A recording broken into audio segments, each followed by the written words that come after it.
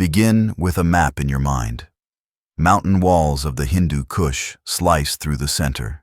To the north runs the Oxus, known today as the Amu Darya, curving like a long blue spine. To the southeast, a corridor bends toward the Khyber Pass, a narrow hinge into the plains of the Indian subcontinent. This landscape is not a backdrop. It is the main actor. The valleys and passes that cut across these ranges made the region we now call Afghanistan a meeting ground for caravans, armies, and ideas. Long before imperial capitals rose in Kabul or Kandahar, this land was already training its people, and its would-be rulers, in the politics of passage. By the middle of the first millennium BCE, the Achaemenid Empire had learned this lesson well. Under kings like Cyrus II, Darius I, and Xerxes I, the Persians organized a continental realm by dividing it into satrapies, or provinces. One of those satrapies, Bactria, centered on the ancient city of Bactria, known later as Balkh. Classical writers used the term Ariana to describe a wider cultural zone that stretched across eastern Iran and into today's Afghanistan, a zone that included Bactria. The term did not mark a single ethnic group or a neat border. It reflected a shared Iranian speech and a web of routes, markets, and garrisons tied to imperial power. Cause and effect are clear in how the Achaemenids governed. They valued the Afghan highlands and corridors because those routes stitched the empire together. The empire's system of royal roads linked western capitals with eastern satrapies. Couriers rode in relays, tax revenue and official orders moved with them. The mountains could have been a barrier, but the Achaemenids treated them as a set of gates. Controlling the gates meant controlling the exchange of grain, metals, horses, and tribute. In return, local elites gained recognition and protection within an imperial framework, so long as taxes were paid and rebellions did not brew. Bactria's importance grew out of more than lines on a map. The region's ecology offered contrasting zones that encouraged trade. High pastures supported horse breeding. River oases along the Oxus supported farming and urban life. Foothill paths connected mercantile towns to the steppe beyond. The Achaemenids were practical administrators. They did not erase local customs, they incorporated them. Inscriptions from the reign of Darius I list Bactria among the lands that provided tribute and soldiers. The message is subtle but firm. Bactria is part of the whole, yet it remains Bactria. That balance, imperial order overlaying diverse local society, would become a recurring pattern in Afghanistan's history. Taxation shows the mechanism at work. A satrap, or provincial governor, assessed resources and collected dues, often in silver or in kind.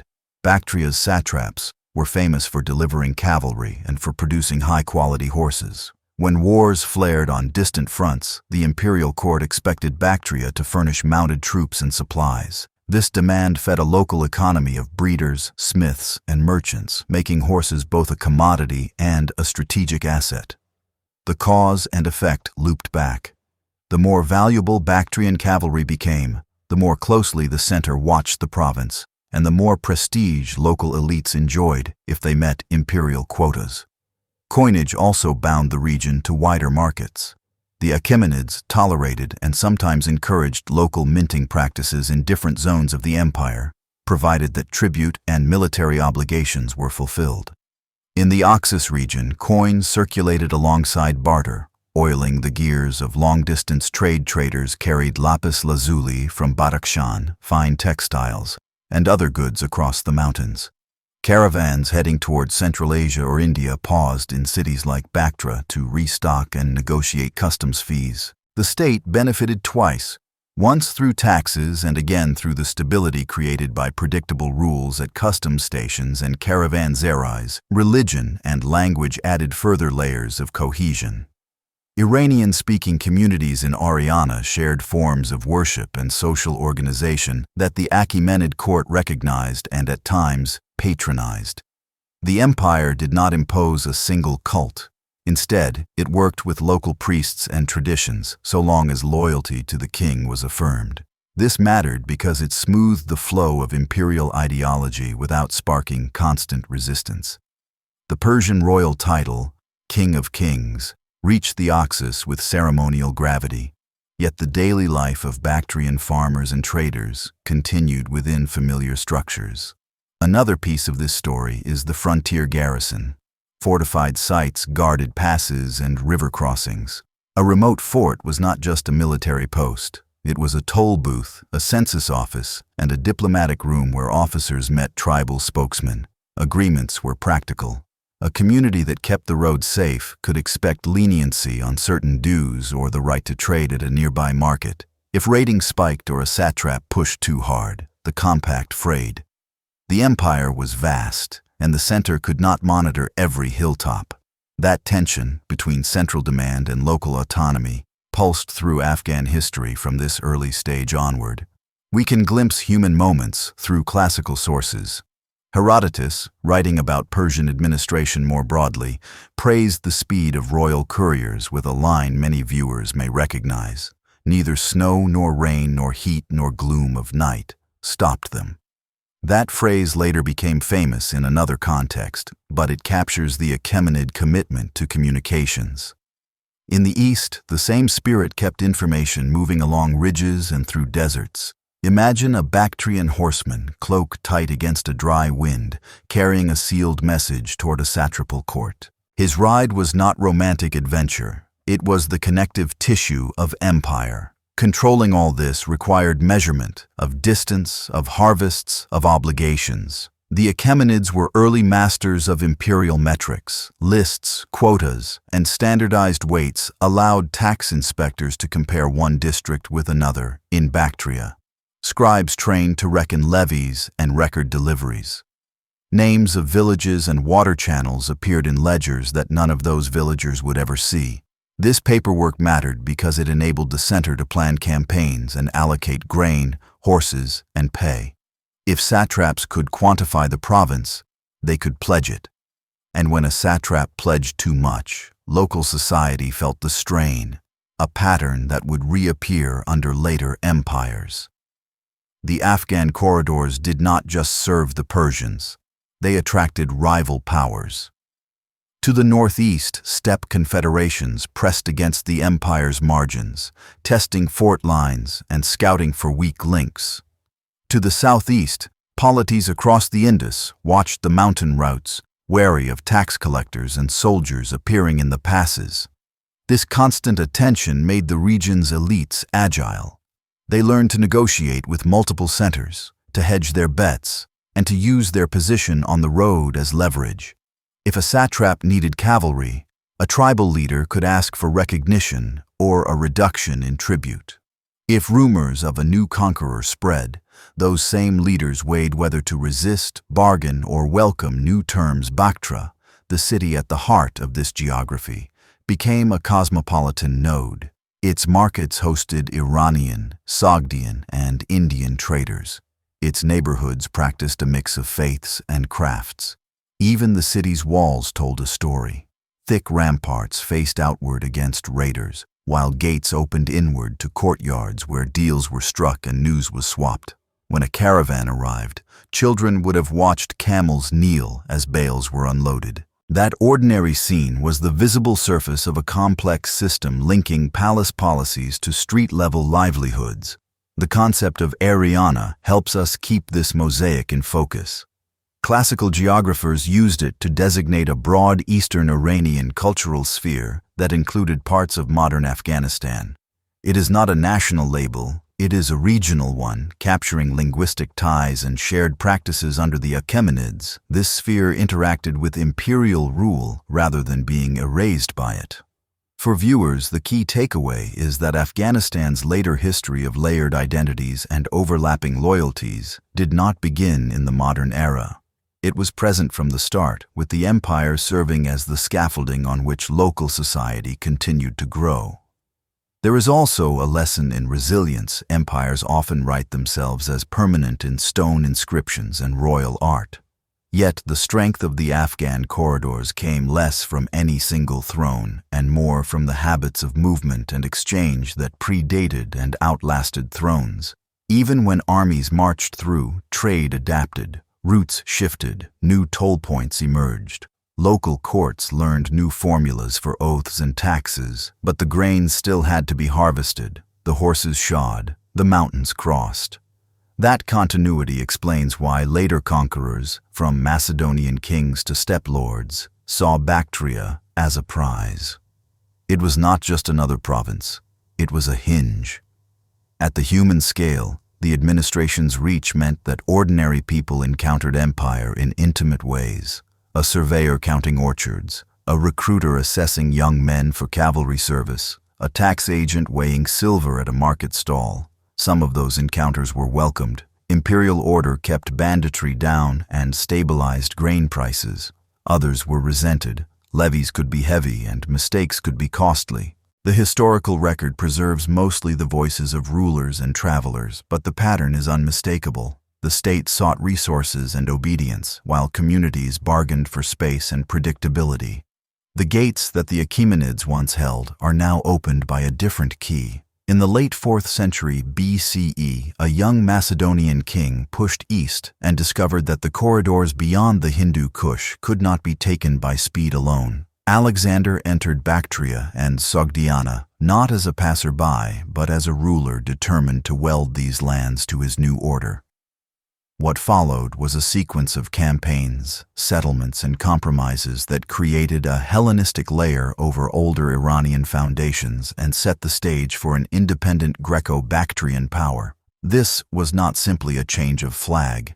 It was a shift in how cities, coinage, and armies worked together across the Oxus and the mountain passes. Alexander's first task was to turn conquest into control.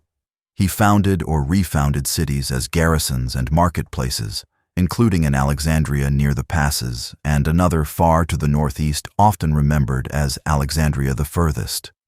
These sites were more than barracks. They were nodes for tax collection, grain storage, and recruitment, and they announced that the new regime expected the highways of men and money to keep moving. Greek and Macedonian settlers, along with allied locals, received land and incentives to build farms and workshops.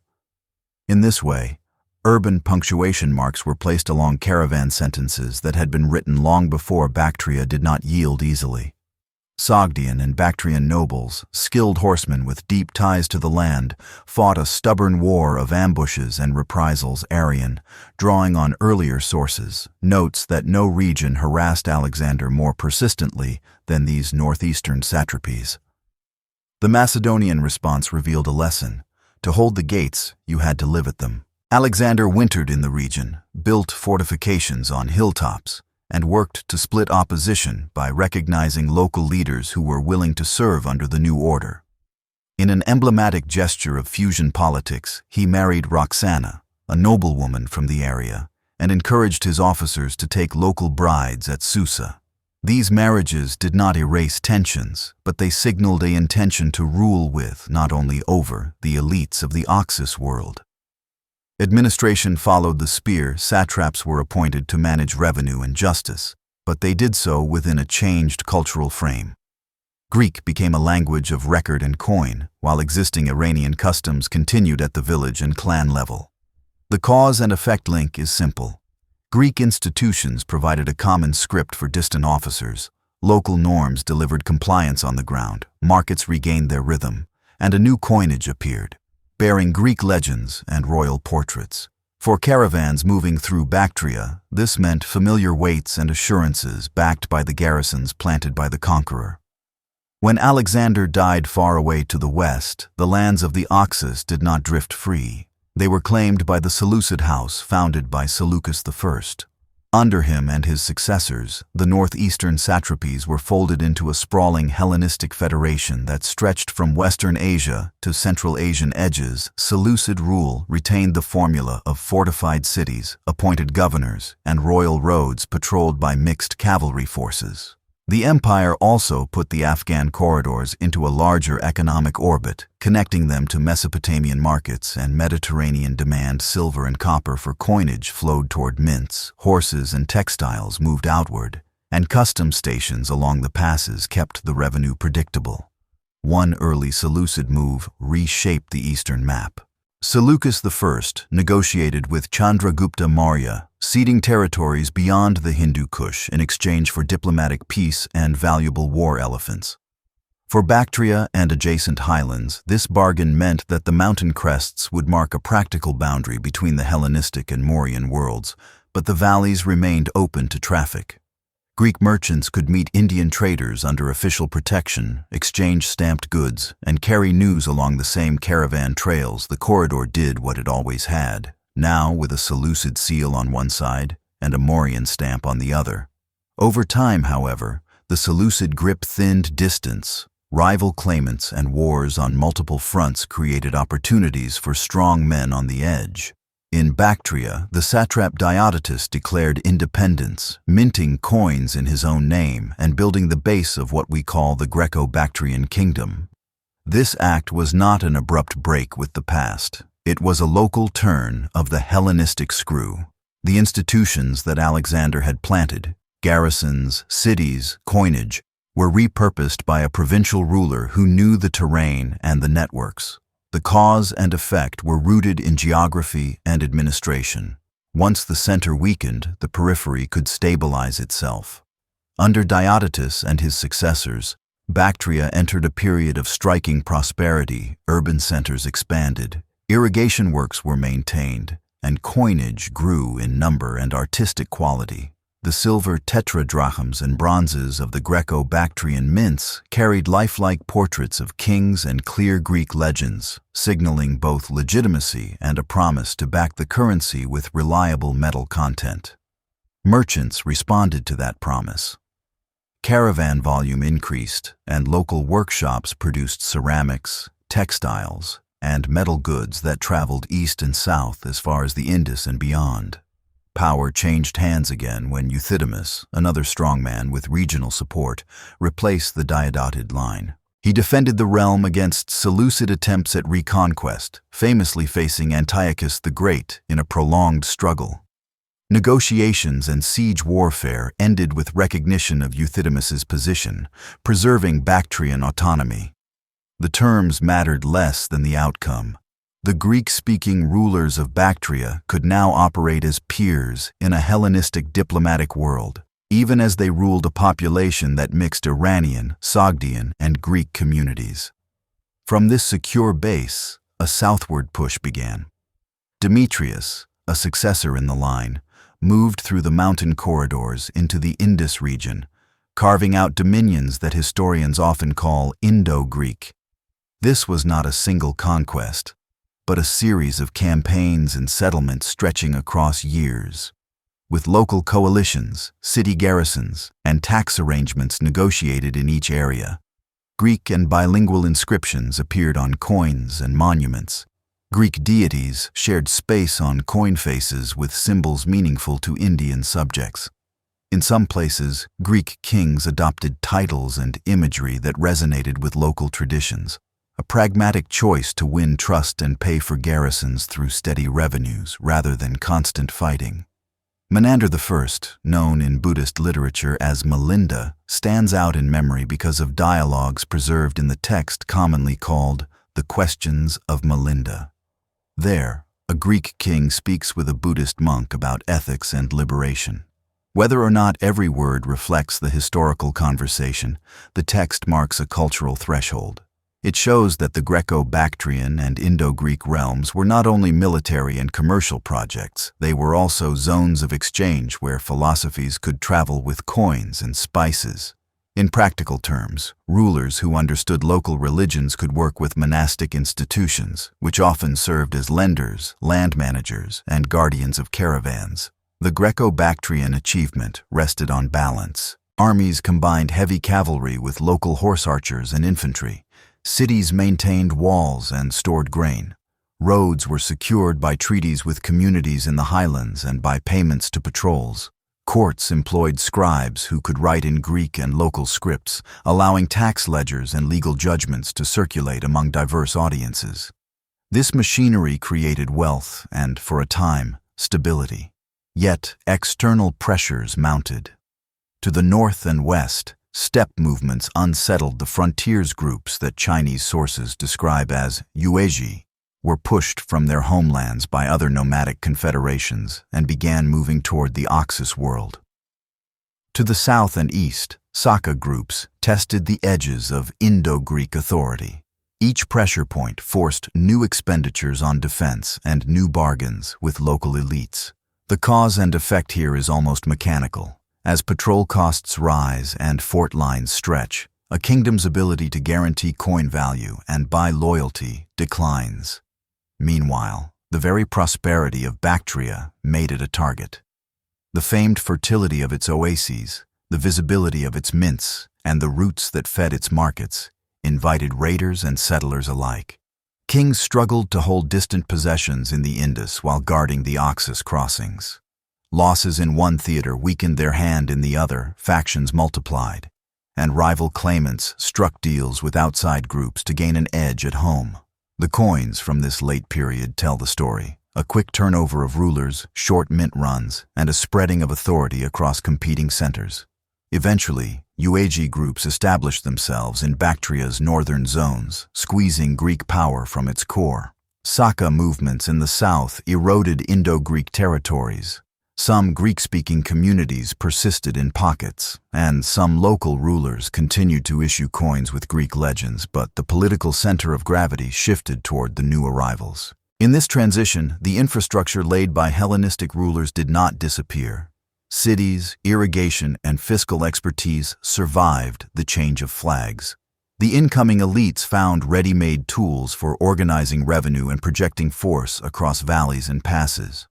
What did the Hellenistic turn leave behind in the Afghan corridors? First, it reinforced the centrality of city life to governance. Fortified urban nodes became the normal way to hold territory and manage resources. Second, it standardized coinage and accounting as instruments of rule. Portrait coins and clear legends created trust among traders who might never meet a king but would accept his currency. Third, it thickened cultural hybridity.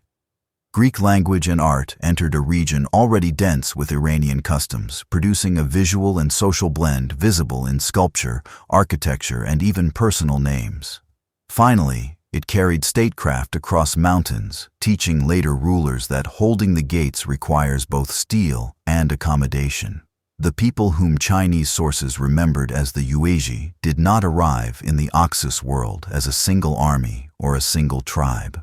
They came in stages, moving west under pressure from steppe rivals and settling across Bactria and the valleys that led toward the Hindu Kush. Over time, several clans welded themselves into a confederation, and from that confederation, a new power emerged that we know as the Kushans.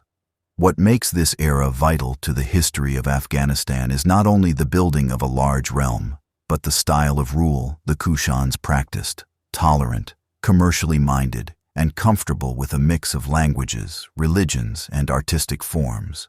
In the early centuries of the Common Era, they turned the Afghan corridors into the hinge of an empire that linked the Roman world, Iran, Central Asia, and the Indian subcontinent. The first decisive step was political consolidation. A leader remembered as Kujula Kadphises appears in inscriptions and coins as the figure who brought scattered Yuezhi groups into a single command. He did not invent administration from scratch. He took over garrisons, cities, and revenue routines that earlier regimes had left behind, and then expanded them. The cause and effect were straightforward: unify cavalry under one banner, secure the river crossings and passes, and the taxes and tolls would follow. With steady revenue, you could mint credible coinage, pay garrisons on time, and negotiate with distant courts as a recognized power. By the late 1st century of the Common Era, the realm stretched from Bactria across the Kabul River system and into the Indus country successors built on Kujula's base. Vima Kadphises is remembered for stabilizing the currency and for leaning into long-distance trade. Copper and gold coins, depicting a ruler in striking profile, circulated alongside bronzes used in local markets.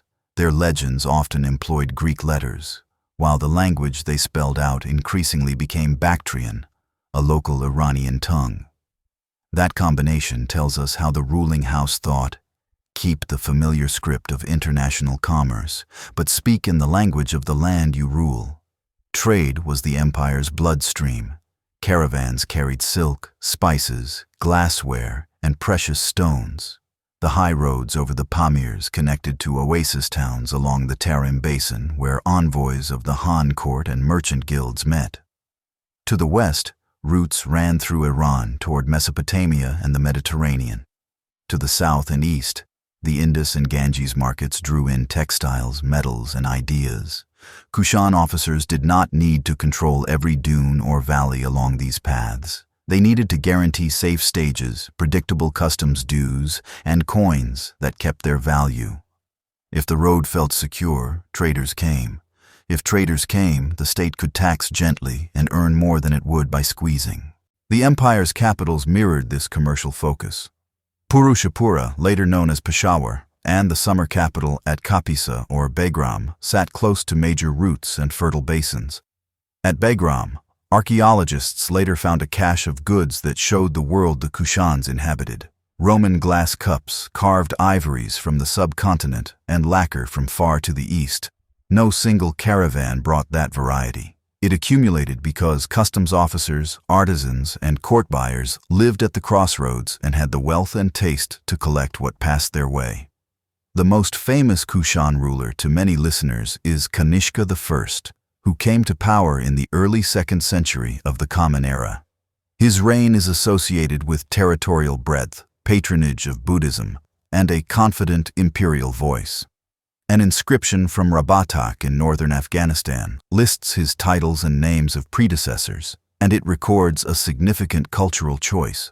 Royal proclamations would be issued in Bactrian, written with Greek letters. This was a political message wrapped in a linguistic decision. It announced that the court spoke in a local Iranian language while still nodding to the writing system that traders and scribes recognized across borders under Kanishka I. Buddhist institutions flourished across the realm, from Gandhara to Mathura and into the Kabul region.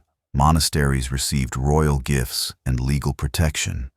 Sculptors in Gandhara developed a distinctive style that blended Hellenistic realism with Buddhist subjects. Monks carved Buddhas with heavy drapery and calm, human faces. Reliefs showed scenes from the life of the Buddha, framed by Corinthian columns and vine scrolls. In Mathura, artists employed red sandstone and a more native idiom, giving Buddhist and Jain figures a rounded warmth. The two schools influenced one another, and the roads that carried coins carried iconography as well. It is important to keep cause and effect clear. Patronage of monasteries was not only an act of piety. Monastic networks offered lodging to travelers, stored grain, and lent money. They were anchors for caravan life. A king who supported them made the road stronger. At the same time, religious art and architecture advertised stability and cosmopolitan taste, drawing pilgrims and donors from afar. In cities like Taxila and in valleys near Bamiyan, Buddhist communities managed land and workshops, tying rural estates to urban markets. Kushan coinage embodied the syncretic spirit of the age.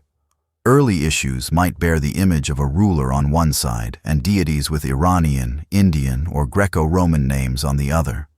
You could see Nana, Mithra, Oesho often linked to Shiva, and later even representations associated with the Buddha. The message was practical. The state respected and drew legitimacy from several great traditions at once.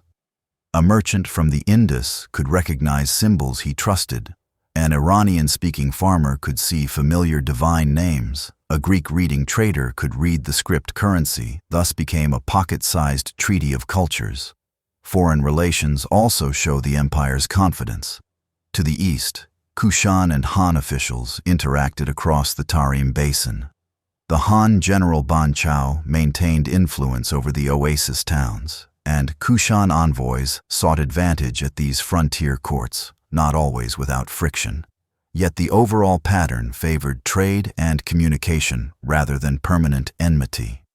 To the west, the Kushans dealt with Parthian and, later, early Sasanian interests, balancing rivalry with exchange. Their prime goal was to keep the corridors open, the toll houses full, and their coin trusted. Administration kept pace with ambition. The empire divided territory into regions managed by officers who gathered revenue, supervised justice, and maintained roads. Inscriptions speak of land grants and religious endowments. Royal decrees specified rights and obligations in clear terms: who could collect what when caravans owed fees, and how to settle disputes. The system did not require a uniform law code for every subject. It required officials who could translate between local custom and royal expectations. That is why multilingualism mattered. A scribe who could read Greek letters, speak Bactrian, and draft a document intelligible to an Indian guild was as valuable as a skilled cavalryman. Human stories help us imagine this machinery at work. Picture a caravanserai near the foot of a pass. A Kushan officer checks seals on bales, weighs silver, and issues a receipt stamped with the king's emblem. Monks from a nearby monastery arrive to sell surplus grain and purchase oil. A craftsman from Gandhara shows a small Buddha image to a guild elder from Mathura, commenting on the carving of the robe and the serenity of the face. None of them needs to ask whether the road will be safe tomorrow. That is the state's promise, and the coin in each hand is the proof. The empire's reach extended into the cultural life of the mountains. In the Bamiyan Valley, colossal standing Buddhas were carved centuries later, but the valley's importance as a Buddhist center took shape in this period. The flow of pilgrims and artisans through such valleys forged a network that made Afghanistan not just a passage, but a destination. Travelers wrote of well-run monasteries and bustling markets. When we read those echoes, we hear the Kushan settlement, a world where a Central Asian cavalry elite ruled cities, partnered with monks, taxed fairly by the standards of the time, and minted coins that crossed deserts and seas. No reign lasts forever, and signs of strain appeared as the 3rd century of the Common Era advanced. To the west, a new dynasty rose in Iran. The Sasanians, energetic and proud heirs to an ancient Persian idea of kingship, their expansion pressed on the Kushan frontier. In the north, movements among steppe and oasis peoples created fresh pressure along the Oxus. Within the Kushan house, regional governors grew more assertive, and some adopted the title of king in their own zones. The very system that had worked so well, delegation backed by coinage and garrisons, made it possible for strongmen to localize authority when the center's hand weakened. Even as politics shifted, the cultural and economic achievements endured. Gandharan sculpture continued to develop, influencing Buddhist art as far as the Tarim Basin and China. Mathematical and astronomical texts in Sanskrit and related languages traveled with scholars and monks along the same routes that had carried spices, and glassware inscriptions kept recording land grants to religious communities, proving that the fiscal techniques of the Kushan state remained useful even under new masters. If you learn to count, weigh, and record in a cosmopolitan empire, later rulers will find your skills indispensable. When the Kushan synthesis began to loosen, the power that pressed hardest from the west was a revived Persian monarchy calling itself Sasanian. In the 3rd century of the Common Era, these kings claimed the mantle of ancient Iran and aimed to gather old provinces back under a single crown. For the lands of Bactria and Tokaristan, this meant a new phase of frontier politics. The court at Ctesiphon did not try to erase the East's mixed inheritance. Instead, it adapted it, installing governors styled as kings of the Kushans, using Persian titles, and issuing coins that paired royal fire temple imagery with legends that local traders could read. The message was practical. Imperial authority would flow through the familiar gates, but the hand on the seal had changed. This return of Persian power mattered for 2 reasons. First, it restored formal ties between the Oxus world and the rich markets of Mesopotamia. Second, it bound the eastern satrapies to a military program obsessed with sealing the borders against steppe incursions. Fortified river crossings were strengthened. Marzbans, or frontier commanders, were expected to police caravan stages and watch the northern horizons. In calmer moments, the arrangement worked. Tax ledgers filled, and the Persian court drew horses and recruits from Bactrian oases. But the frontier could not be quiet for long. Beyond the Oxus, new confederations were knitting themselves together, and their leaders understood that wealth pooled where the roads met.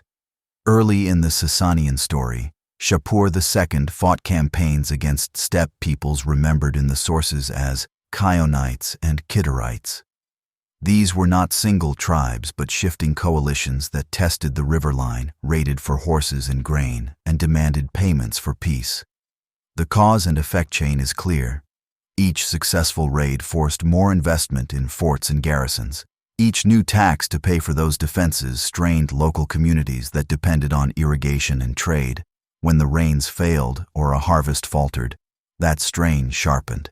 The Afghan corridors, so profitable in good times, became costly to hold in bad ones.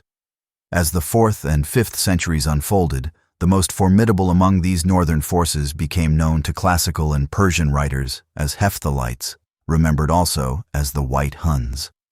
They formed a broad confederation whose reach extended from beyond the Oxus toward the Hindu Kush.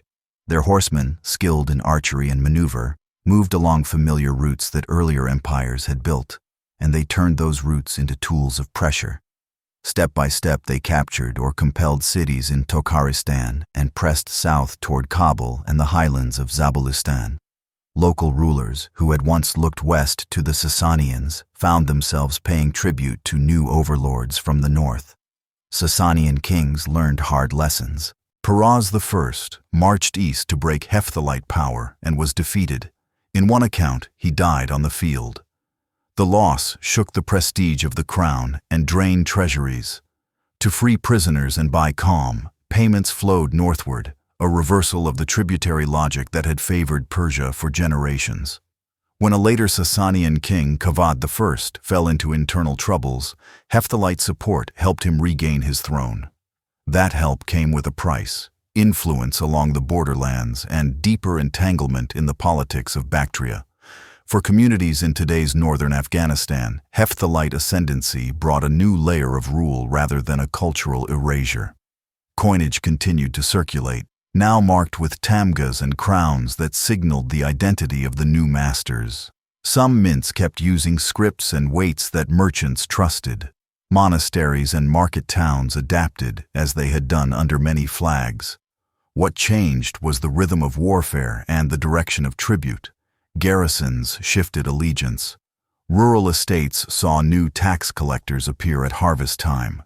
In the administrative towns, scribes learned new seals and titles, but the old tasks remained. Count the grain, weigh the silver, record the dues. The Hephthalite moment did not go unchallenged.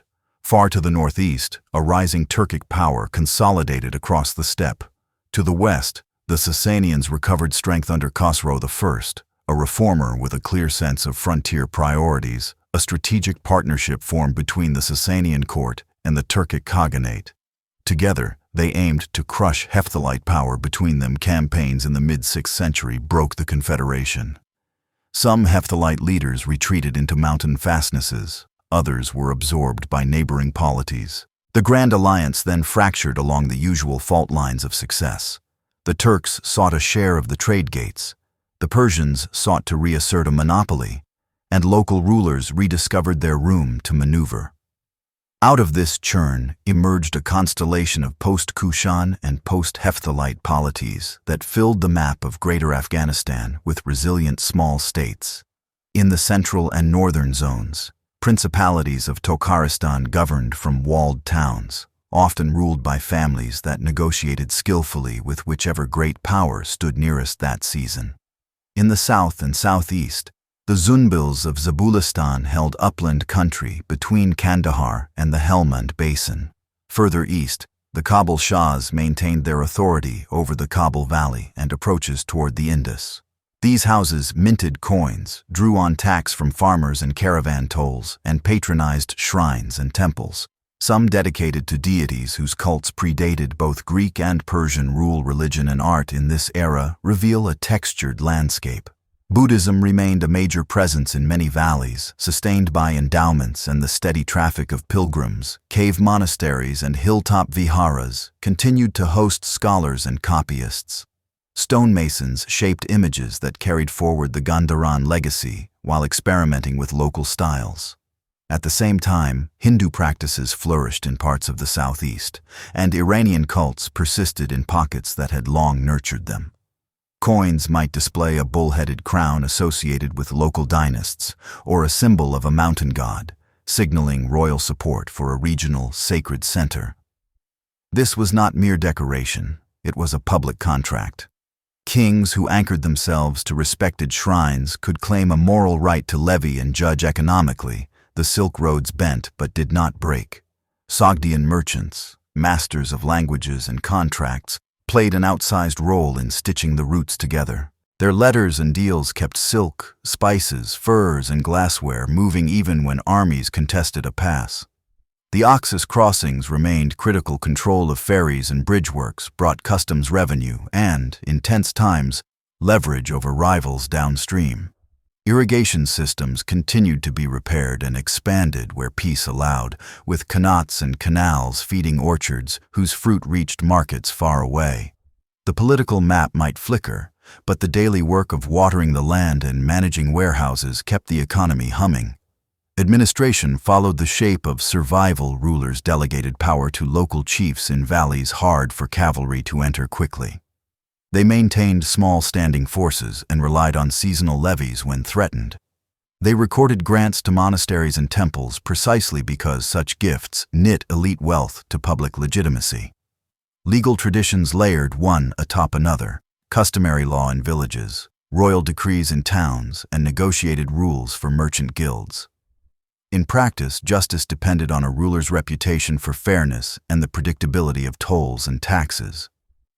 When collectors grew greedy or mercenaries undisciplined, caravans chose alternate routes and the treasury suffered. Cause and effect could be measured in the emptiness of a market. Military technology and tactics also evolved. Hephthalite and Turkic horse archers left a deep imprint on the way war was fought in Afghan landscapes. Light cavalry raids became a constant threat. Countering them required agile forces and good scouts. Forts changed shape in response, with towers placed to command approaches and signal fires linking garrisons across valleys. Negotiated truces, sometimes sealed by hostages, sometimes by marriage, were as important as walls. In this environment, a wise ruler learned to buy time with tribute while seeking stronger allies or waiting for a rival to stumble. One cannot ignore the human costs. Population displacement followed campaigns through the passes. Refugees crowded into walled towns, while nobles maneuvered to secure their estates through timely oaths, yet communities adapted. Smiths repaired harness and tack for whichever cavalry commander paid in full. Potters fired the same forms and glazes for customers bearing different coins. Monks and Brahmin priests learned the emblems of new patrons and reminded them of the moral weight of generosity.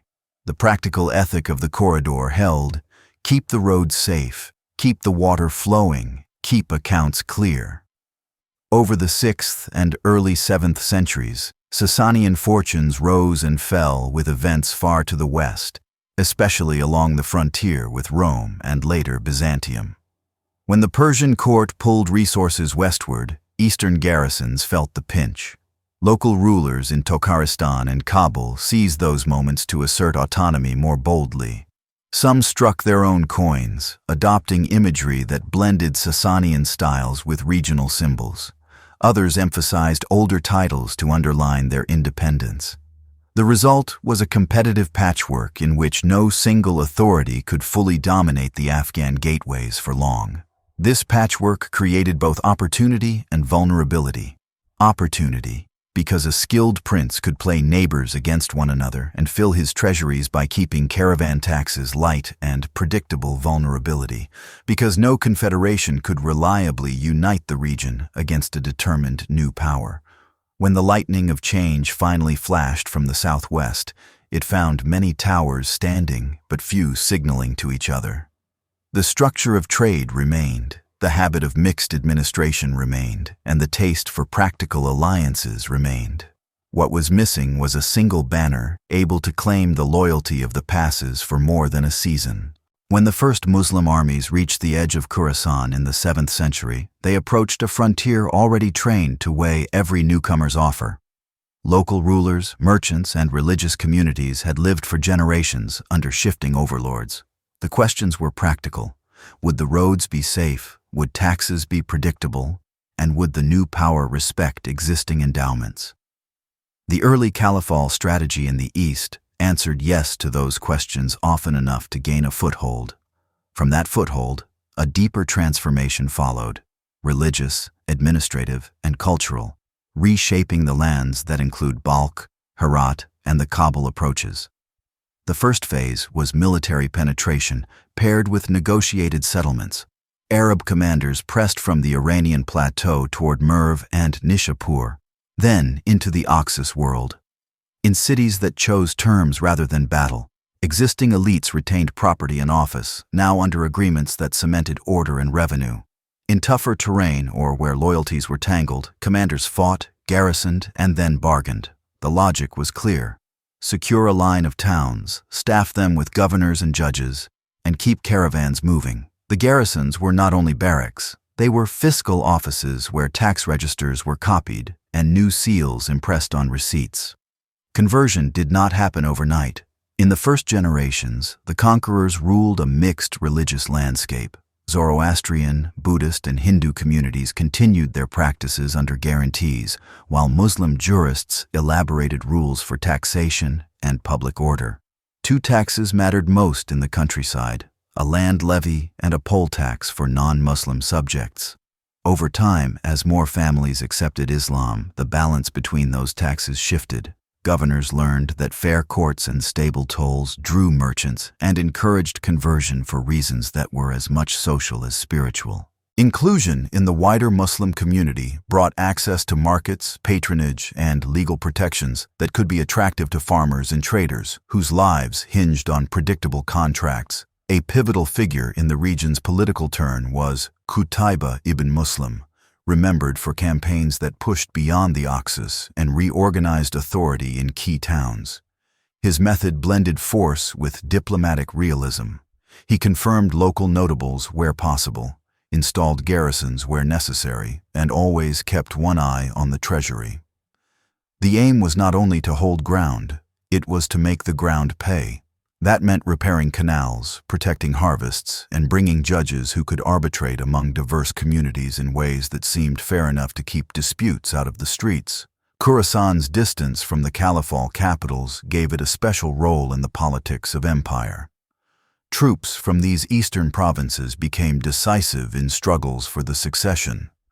When resentment against the ruling house metastasized in the mid-8th century, the spark that lit the change came from the east. Abu Muslim, operating out of Merv, organized a movement that promised justice and reform under the banner of the Prophet's family. His call, remembered in brief as a summons to pledge to a righteous leader, gathered soldiers, settlers, and disaffected clients into an army that marched west. The Abbasid Revolution that ended the First Dynasty's rule owed much to this Khorasani base. The effect on the region was immediate.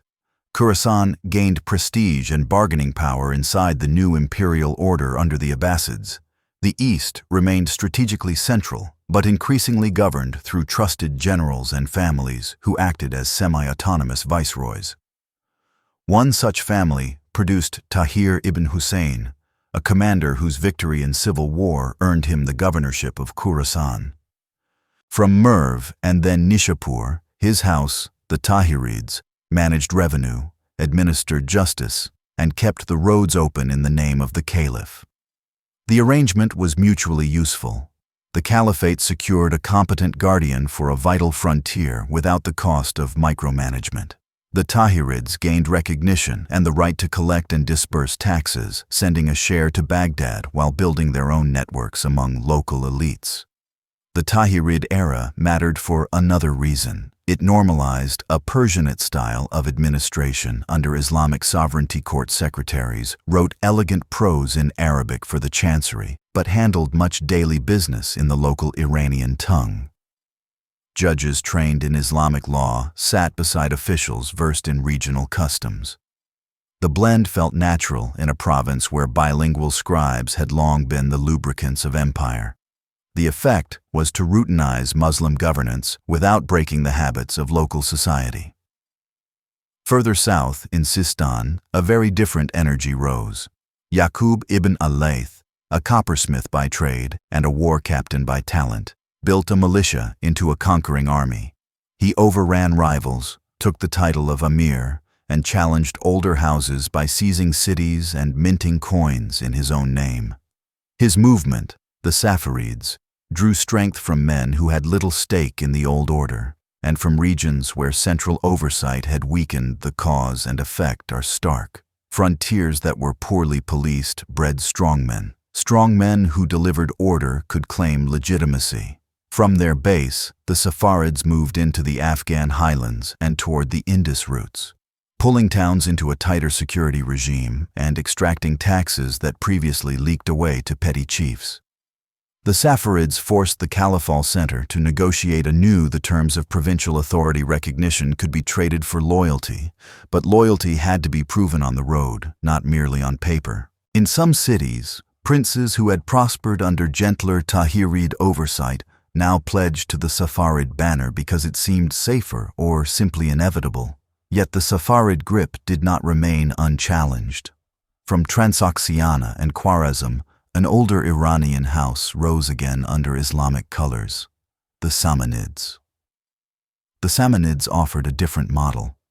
Loyal to the Abbasids in ritual and formula, they nonetheless governed with a confident Persianate culture. Their capitals to the north lay beyond the Oxus, but their influence reached deep into Khorasan and the Afghan borderlands. They invested in irrigation and urban amenities, stabilized silver coinage, and patronized scholars and poets. Under their rule, a new literary language, what we call New Persian, flowered as a medium for high culture, written in Arabic script, yet filled with Iranian vocabulary, meters, and sensibilities.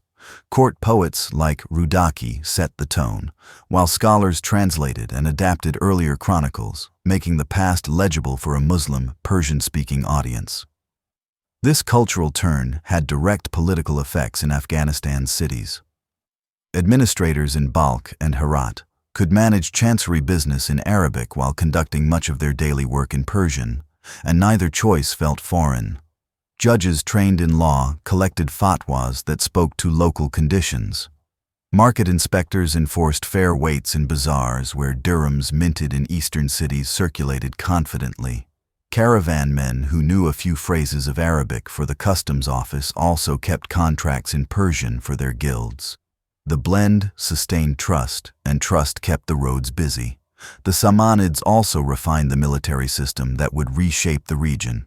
They expanded the use of military slaves, gilman, often of Turkic origin, trained young, and rewarded with pay and advancement tied to merit and loyalty. These men filled elite cavalry and guard units. The cause and effect were significant. Reliance on professional soldiers bound directly to a ruler gave princes more leverage over fractious nobles, but it also created powerful captains whose ambitions could bend history. One such captain, Alptigin, held Ghazna as a frontier command. His protege, a former slave named Sabuktigin, showed such skill that he would eventually found a new line of rulers. The seed of the next Afghan-based empire was planted in this Samanid policy choice. In the religious sphere, Islam's roots in the region deepened without erasing older layers overnight. Friday mosques rose in city centers. Endowments supported schools where jurists debated doctrine and practice. Yet Buddhist monasteries in some valleys continued to operate into later centuries, and Hindu shrines in the southeast retained patrons. The administrative state learned to govern this diversity with a toolkit that valued predictable contracts over coercion. So long as the road remained safe and the treasury full, rulers preferred accommodation. This habit of pragmatic pluralism, shaped in earlier eras, found new expression under Muslim law. Commerce tied everything together. Samanid silver flowed along the great river routes and across the Caspian to markets that linked to the forest zones of the far north. Hoards discovered in distant lands tell of dirhams stamped in eastern mints passing through many hands. Southward, The Kabul and Ghazna corridors funneled Indian textiles and spices toward Herat, and beyond Safarid and Samanid officials learned that a light, reliable customs regime drew more merchants than heavy tolls enforced by fear. The arithmetic favored patience. A caravan that returned season after season paid more into the chest than one that was bled once and driven away. Urban life reflected this prosperity. In bulk, scholars assembled in book markets where paper, newly common across the Islamic world, allowed the copying of texts at a pace unknown in earlier centuries. In Nishapur and Herat, ceramic workshops produced distinctive glazes, some inscribed with calligraphic blessings.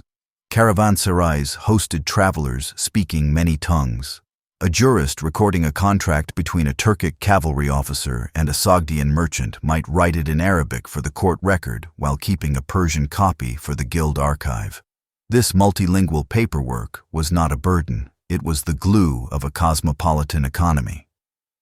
Begin at the frontier garrison of Ghazna, a stone and mud stronghold watching the approaches between the Kabul valleys and the steppe-fed plateaus of Khorasan.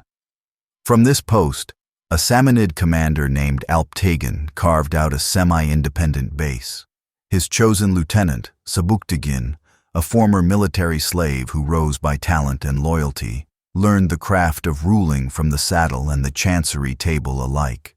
What followed shows how a frontier command could harden into a state, secure the passes, professionalize the army, stabilize revenue, and drape authority in the language of courtly Islam and Persianate administration.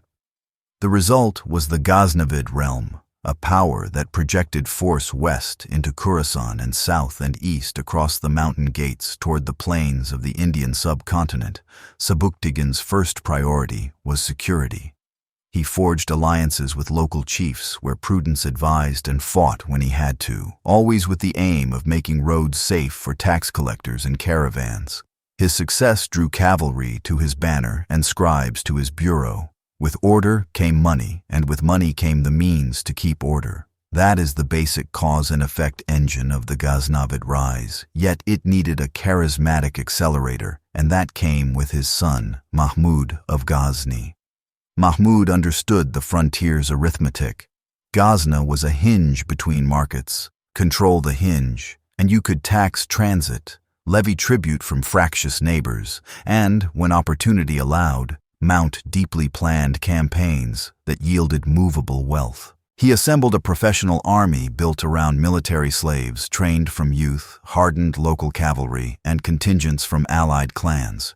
He kept these forces loyal with steady pay, promotion based on merit, and the promise of shares in campaign profits.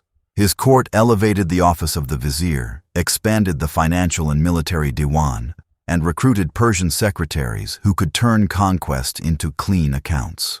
Mahmud's campaigns toward the Indian plains are often remembered for their frequency and spectacular targets, but their deeper significance lies in how they fed the fiscal military system. Portable wealth from temples and treasuries became coin and pay chests. New vassal arrangements turned former foes into tributaries. Fortified posts along the approaches secured supply lines. Each campaign was not only a military feat, it was a budgetary instrument. Revenues from the east underwrote defenses in the west, where rival powers in Transoxiana pressed against Ghaznavid positions. In this sense, the realm sat astride two fronts, and the ability to shuttle men and money across the Hindu Kush determined how long the balance could hold. The state Mahmud built was not simply a machine of war. It was a courtly culture that projected legitimacy through architecture, scholarship, and patronage. In Ghazna, palaces and gardens announced permanence. The congregational mosque rose beside treasuries where scribes counted spoils and land taxes alike. The court welcomed scholars who could give moral and intellectual sheen to power. Among them was the polymath al-Biruni, who, after the shock of conquest in the northwest of the subcontinent, produced a careful study of Indian sciences and customs.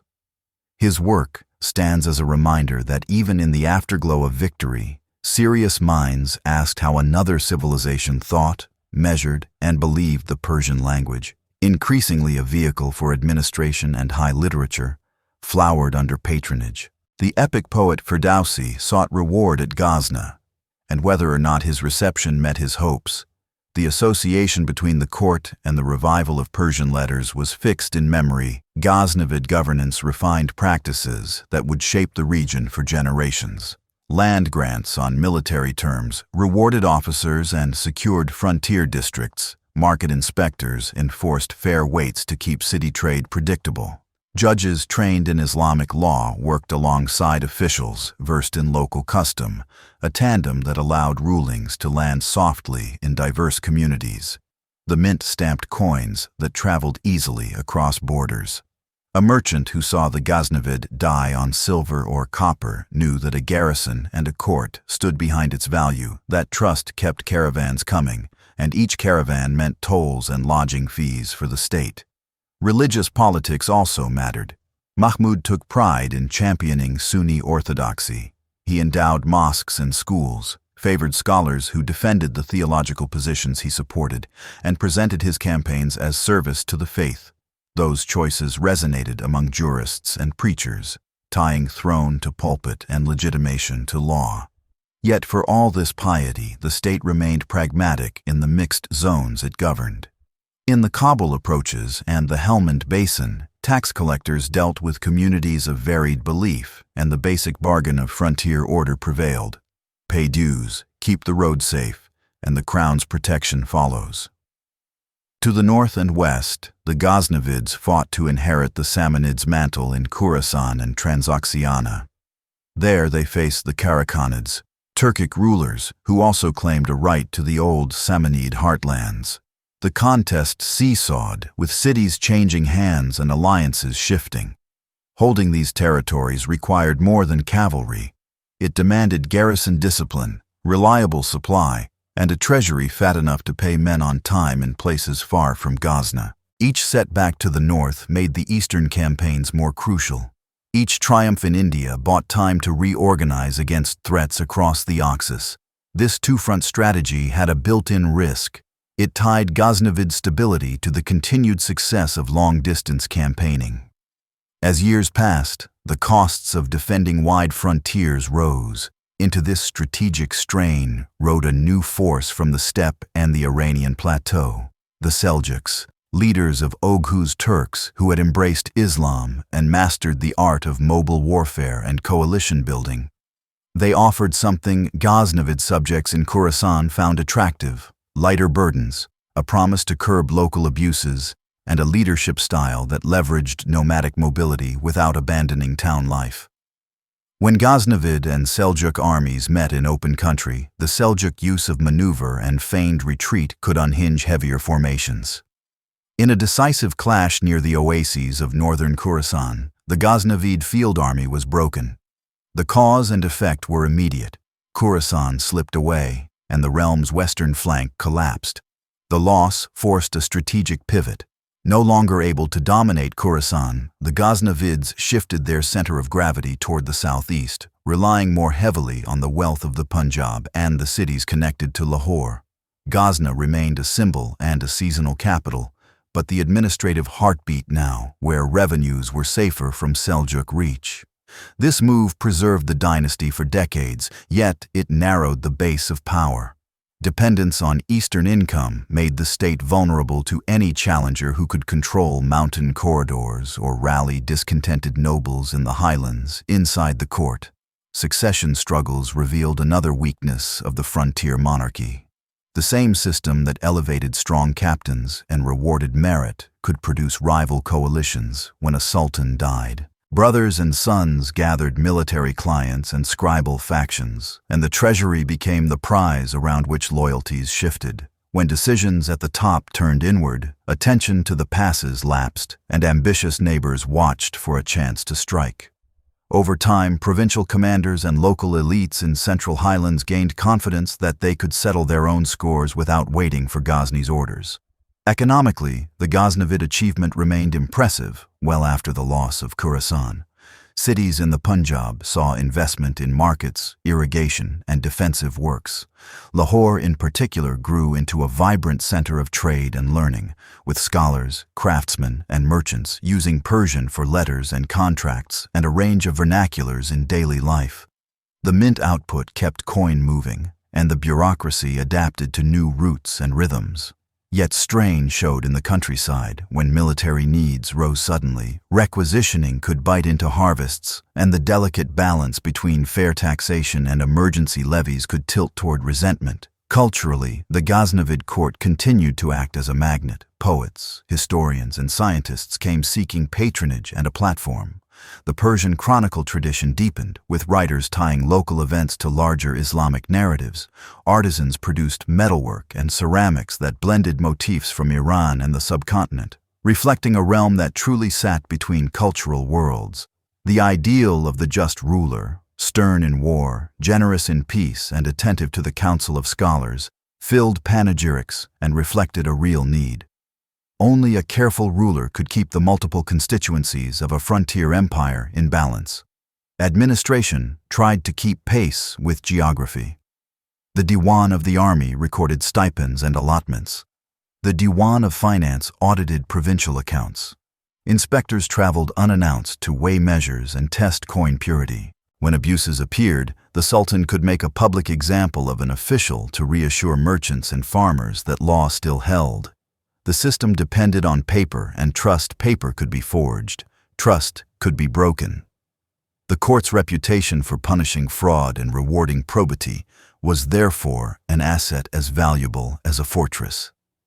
Despite these efforts, the logic of the passes always reasserted itself. In the central highlands to the west and south of Ghazna, a cluster of mountain lords watched the ebbing of Ghaznavid strength. Among them, the houses of Ghur gained momentum. They had long known Ghazna as overlord, sometimes paying tribute, sometimes resisting, often negotiating their obligations in the language of frontier autonomy. As Ghaznavid focus shifted toward Lahore and as Seljuk pressure cut western ties, opportunities multiplied for ambitious Ghurid princes to gather clans, master siegecraft, and test their strength against neighboring fortresses. The Ghaznavids did not vanish at once. They fought, bargained, and sometimes won. They maintained a navy of clerks who could keep accounts straight and field commanders who could still surprise a foe. Yet their structural predicament remained: a powerful army that was expensive to maintain, a treasury increasingly dependent on one direction of conquest and tax, and opponents who were learning from their example. The very tools that had lifted Ghazna to empire, professional soldiery, Persianate bureaucracy, and the harnessing of caravan wealth, were now being adopted by rivals who faced fewer fronts and knew the terrain just as well. Begin in the highlands of Ghur, a rugged country of steep valleys west of the Kabul routes. Here, clans who had long negotiated with distant overlords began to imagine rule on their own terms.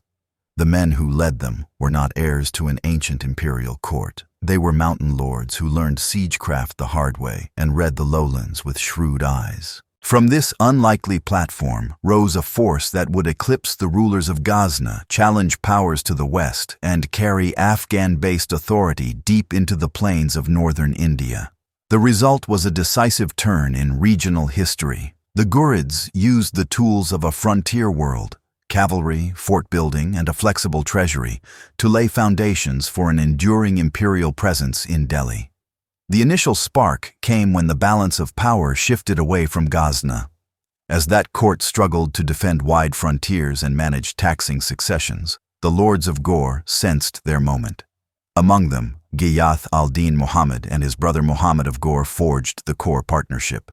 Ghiyath concentrated on the western and northern arenas, steadying the home base, while Muhammad probed the southeast through the Kabul passages toward the Punjab. This division of labor was not accidental. It matched talent to terrain, allowing one brother to cultivate alliances and administration, while the other learned the logistics of marching through passes, bridging rivers, and maintaining siege lines far from home. The Ghurids first secured their house. They refitted hill forts, trained a mobile force, and recruited artisans and scribes who could turn victory into durable governance. A crucial decision was the adoption and expansion of the military slave system familiar in the region. Young men of varied origins, many Turkic, were trained as cavalry and household officers. Their loyalty ran to the ruler who fed and promoted them. This did more than strengthen the army. It created a cadre of commanders who owed their status to service rather than to old clan claims. In the mountains, where kin loyalty is strong, that shift mattered. It allowed the sultans to move talent where needed and to keep the chain of command intact far from Ghur. With the home front anchored, Muhammad of Ghur pressed toward the southeast. He tested the defenses of the Punjab, learned the rhythms of campaigning beyond the Hindu Kush, and refined a method that would become the Ghurids' signature. Strike hard, build a garrison ladder behind the front, and leave capable deputies to knit new districts into the fiscal system. When cities resisted, he used siege engines and mining. When they bargained, he confirmed local notables and set clear tax terms. The cause and effect were immediate. Each captured post became a springboard for the next. Each reliable tax roll paid the stipends that kept the cavalry in the field. The turning point came when the Ghurids moved from testing to taking. They broke Ghaznavid control of their old heartlands, reducing their prestige and absorbing administrators who knew the root books and tax ledgers. Ghazna itself suffered a devastating sack in this struggle. Palaces burned and archives were scattered. Yet the Ghurid aim was not to occupy Ghazna as a permanent capital. Their center of gravity remained in the highlands at Firuzkoh, a mountain court famed for its cool summers and its imposing defenses. From there, Ghiyath kept the western bridges intact, balancing with neighbors in Khorasan and watching the ambitious Khwarezmian rulers, while Muhammad concentrated on the east. Architecture tells us how quickly confidence grew. Along the Hari and in remote valleys, the Ghurid stamp appeared on mosques, madrasas, and minarets built in baked brick, glazed tile, and carved stucco. The most celebrated survivor is the soaring minaret at Jam, a masterpiece of brickwork spiraled with Quranic inscription and geometric bands. Its isolated setting speaks to the Ghurid pattern. Power did not only radiate from a single capital, it pulsed from a constellation of fortified nodes that marked control over water, road, and market. These monuments were statements of faith and of rule, linking piety with public order. The eastward push brought the Ghurids into direct conflict with Rajput coalitions that dominated the region between the Punjab and the Gangetic Plain. These were proud houses with deep roots, strong cavalry traditions, and fortified towns commanding river crossings and trade routes. Early clashes were punishing the Ghurids suffered setbacks that forced them to rebuild and rethink. Muhammad of Ghur adapted by emphasizing intelligence, rapid concentration of forces, and flexible tactics. He made greater use of horse archers to disrupt enemy lines and combined them with disciplined charges at the right moment. He also learned to break strongholds by prying away allies, offering terms to one chieftain while battering another. The battles near terrain, fought in successive seasons, captured the drama of this adaptation. A first encounter went against the Ghurids, the Rajput host under Prithviraj, remembered by later tradition as Prithviraj III, held the field. Muhammad withdrew, regrouped, and returned with a plan that forced a different kind of fight. Feigned retreats, persistent archery, and a final concentrated thrust turned the tide. When the dust settled after the second clash, the road to Delhi and Ajmer lay open. The effect of these victories was profound. The Ghurids did not simply raid, they garrisoned, they installed governors, confirmed local revenue officers who would work under their seals, and began to treat the plains not as a frontier of plunder, but as a taxable, governable space administration had to keep pace with conquest. The Ghurids expanded a system of land assignments, what later chroniclers called iqta, granting commanders the right to collect specified revenues from defined districts in exchange for military service and local security. This arrangement converted conquest into a payroll. A captain who held an assignment had strong reasons to keep canals repaired, markets orderly, and roads safe, because his stipend depended on receipts. The court audited these grants, rotated postings to prevent entrenched abuse, and intervened when reports of oppression threatened flight of cultivators or rebellion of towns. Justice and ritual helped knit the new territories together. Qadis heard cases in bazaars and at city gates, applying Islamic law in commercial and family disputes while acknowledging local custom where it did not collide with core norms. Friday mosques proclaimed the Sultan's name in the sermon, a weekly public signal that tied the spiritual rhythm of the city to the political order. Yet the Ghurids did not imagine that law alone could hold the plains. They invested in logistics, riverboats for ferries, depots for grain, post stations for dispatches. These details mattered more than poetry to the survival of empire. A garrison that received its pay on time and a town that saw its bridge repaired were less likely to test the edge of loyalty. Key to the Eastern project were the lieutenants Muhammad trusted. Among them, Qutb al-Din Aybak stood out. Purchased young as a slave, trained to command, he combined battlefield nerve with a gift for organization. Aybak took Delhi, rebuilt its defenses, and laid out the framework of a provincial capital that could collect, remit, and sustain. Other deputies pushed further east, establishing footholds in cities whose names would become familiar in later sultans' titulature. Each success created more work for scribes and judges. Each failure risked a chain reaction of defections. To keep teams coordinated across long distances, the court relied on a fast courier system and clear lines of authority. Orders moved with seals recognizable from Lahore to Firuzkoh. Replies came with stamped receipts that let the Diwan track grain, pay, and penalties west of the mountains. Ghiyath's diplomacy mattered just as much. The Khwarezmian Shahs to the northwest were rising with their own ambitions. Ghiyath sought to avoid a two-front disaster. Sometimes that meant alliance, sometimes rivalry carefully contained.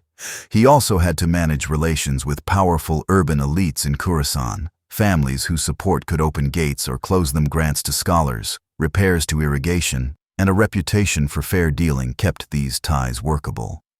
In this balancing act, the mountain court's distance was an asset.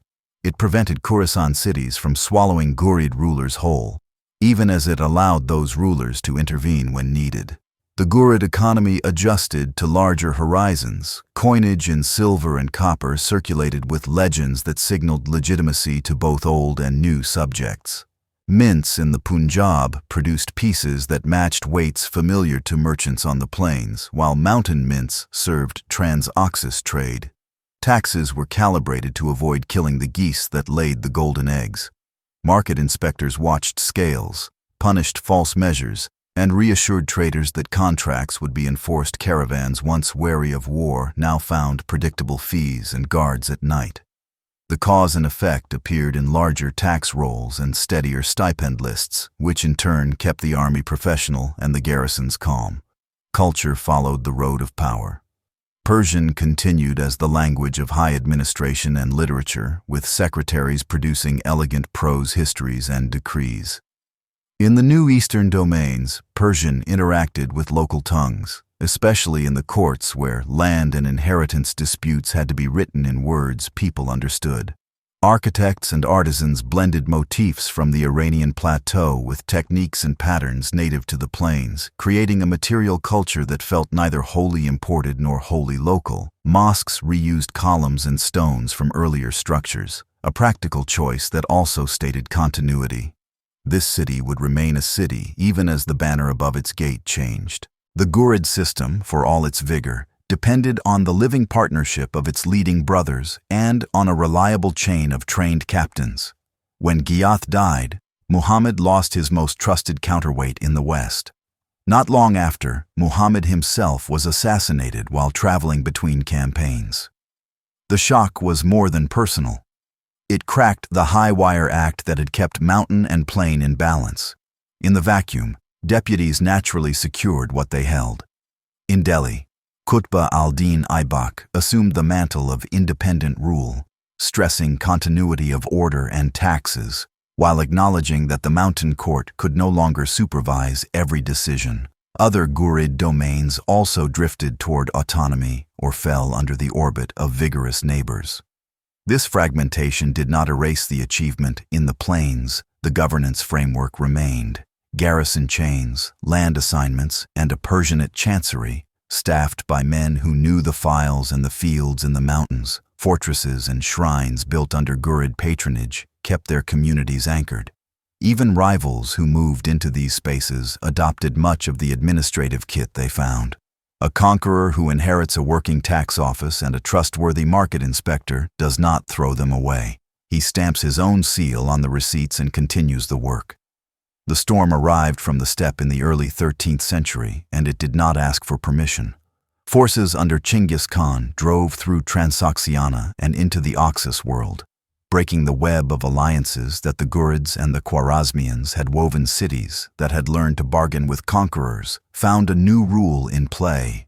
Surrender might spare a town. Resistance invited ruin.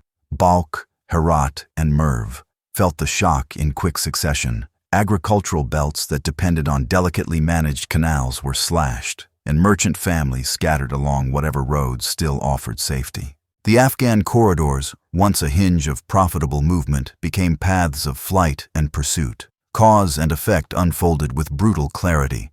The Mongol method relied on speed, siegecraft, and the deliberate use of terror to prevent repeated resistance. When some strongholds held out, the response was exemplary destruction. Bamiyan became a cautionary name in chronicles after a Mongol prince fell in its fighting. The reprisals announced that the new empire would not tolerate defiance. Skilled artisans, scribes, and engineers were spared when possible and redirected to workshops and arsenals elsewhere, draining local capacity even as it preserved the talents for imperial use. In the short term, the countryside emptied, tax rolls shrank, and surviving towns learned to read the standards of the new masters. Administration followed conquest, and it had a logic of its own. Mongol officials counted hearths, inspected canals, and assigned tax quotas to districts that could still pay. The system was not a simple smash and take. It was a measured extraction guided by the Yasa, the imperial legal code, and enforced by officials who could be as punctilious as they were severe. In the Oxus and Hindu Kush zones, this apparatus settled under the umbrella of the Chagatai Ulus, the realm assigned to Chinggis Khan's son Chagatai and his descendants. Local elites who survived were drawn in as intermediaries, becoming tax farmers and warrant holders for cargoes moving under Mongol Paisa passports. These passports, metal tablets or seals recognizing the bearer's right to transport goods, mattered because they restored a kind of predictability to long-distance trade. If a convoy displayed the right token, relay stations were obliged to supply fodder and guides. The Mongols also brought their famed relay system, the Yam, to the Afghan corridors. Way stations with fresh horses made it possible to carry dispatches from garrisons in the Oxus Valley to watch posts near the Khyber in a fraction of the time older states had managed.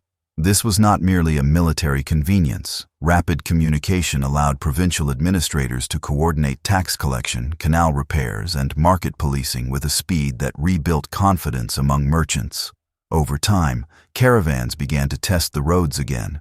Fur from the forests to the north, silk and lacquer from the east, and glassware from the west found their way back into bazaars that had fallen silent during the first wave of conquest. The social landscape changed in quieter ways. Mongol and Turkic clans received winter pasture and land assignments in the lowlands, inserting a new stratum into local hierarchies. In some districts, nomad and settler routines learned to share water and meadow. In others, conflict flared over roots and rights.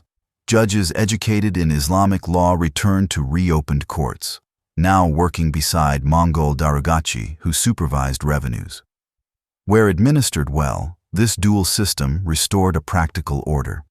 The judge interpreted contracts, the Mongol official enforced quotas, and the market resumed its rhythm under watchful eyes. Herat's story captures the arc from collapse to renewal. After devastation, the city slowly repopulated under the local Kart dynasty, which governed as vassals to the Chagatai house and, at times, to the Persian Ilkhanids to the west. The Karts protected irrigation, reopened caravanserais, and cultivated ties with Sufi networks whose lodges attracted both learning and charitable gifts. Their success showed a pattern that would repeat across the region.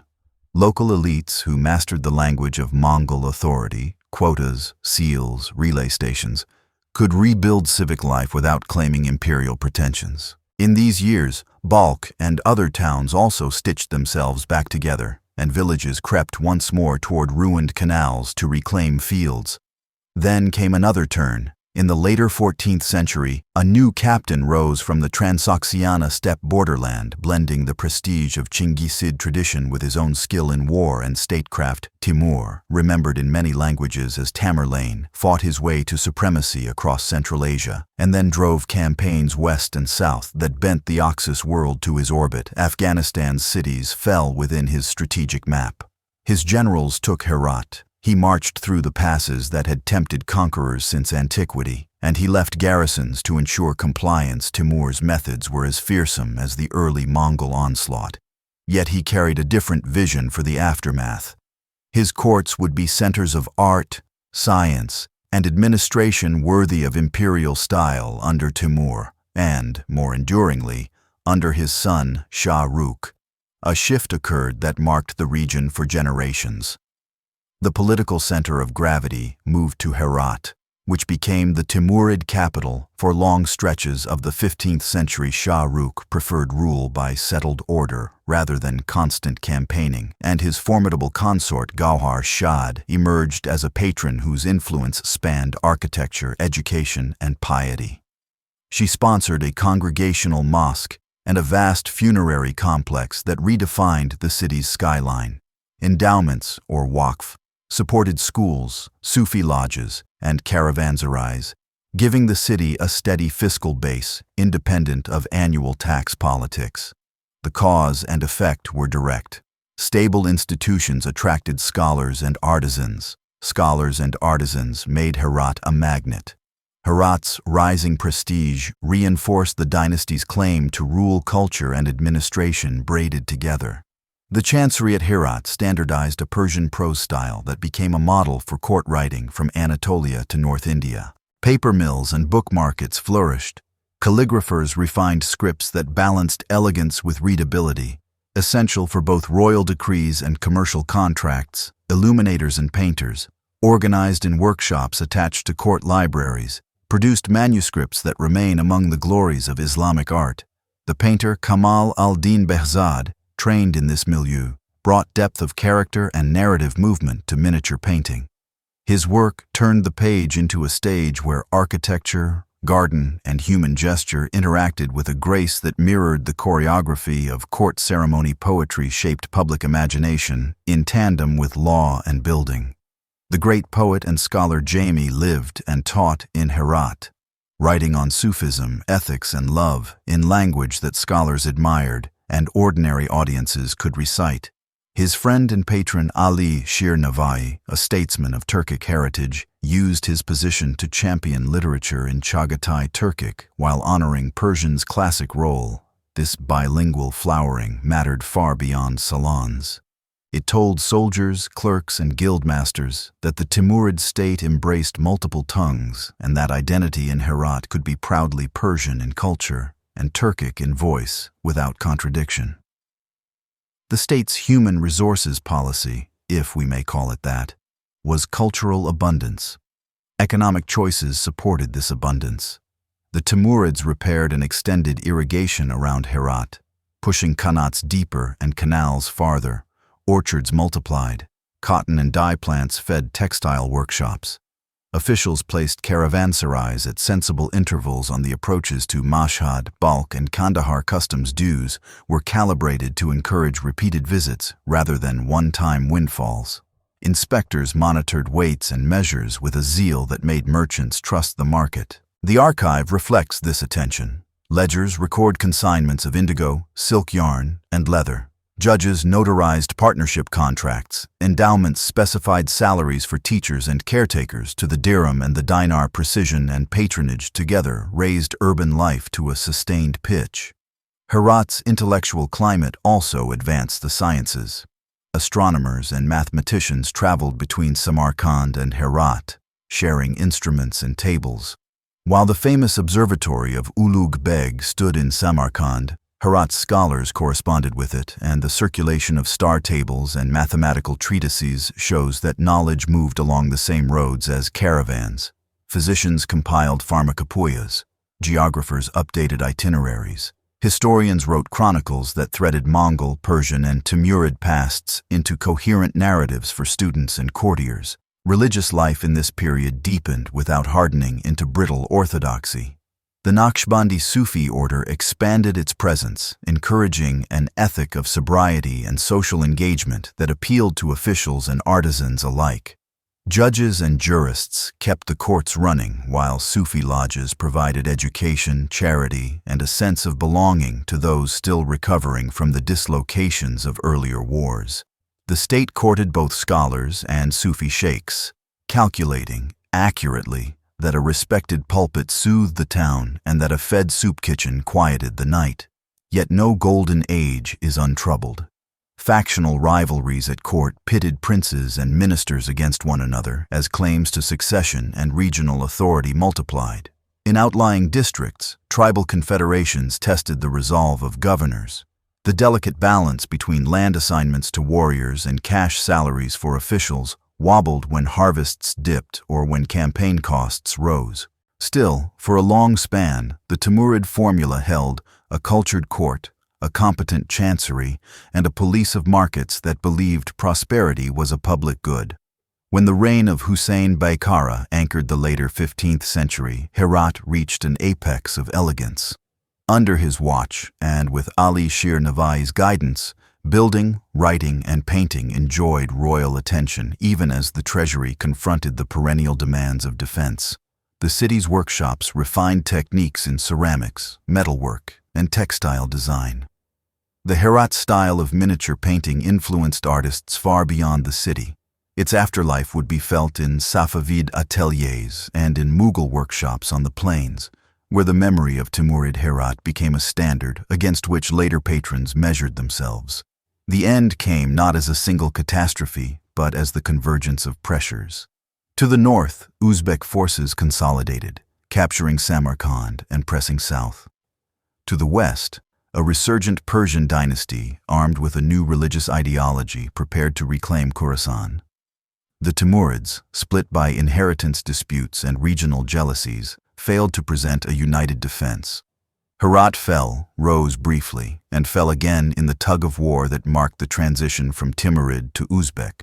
And Persian hands, Balkh too, felt the pressure of new masters who looked at the Oxus crossings with the same covetous eyes that earlier powers had turned upon them.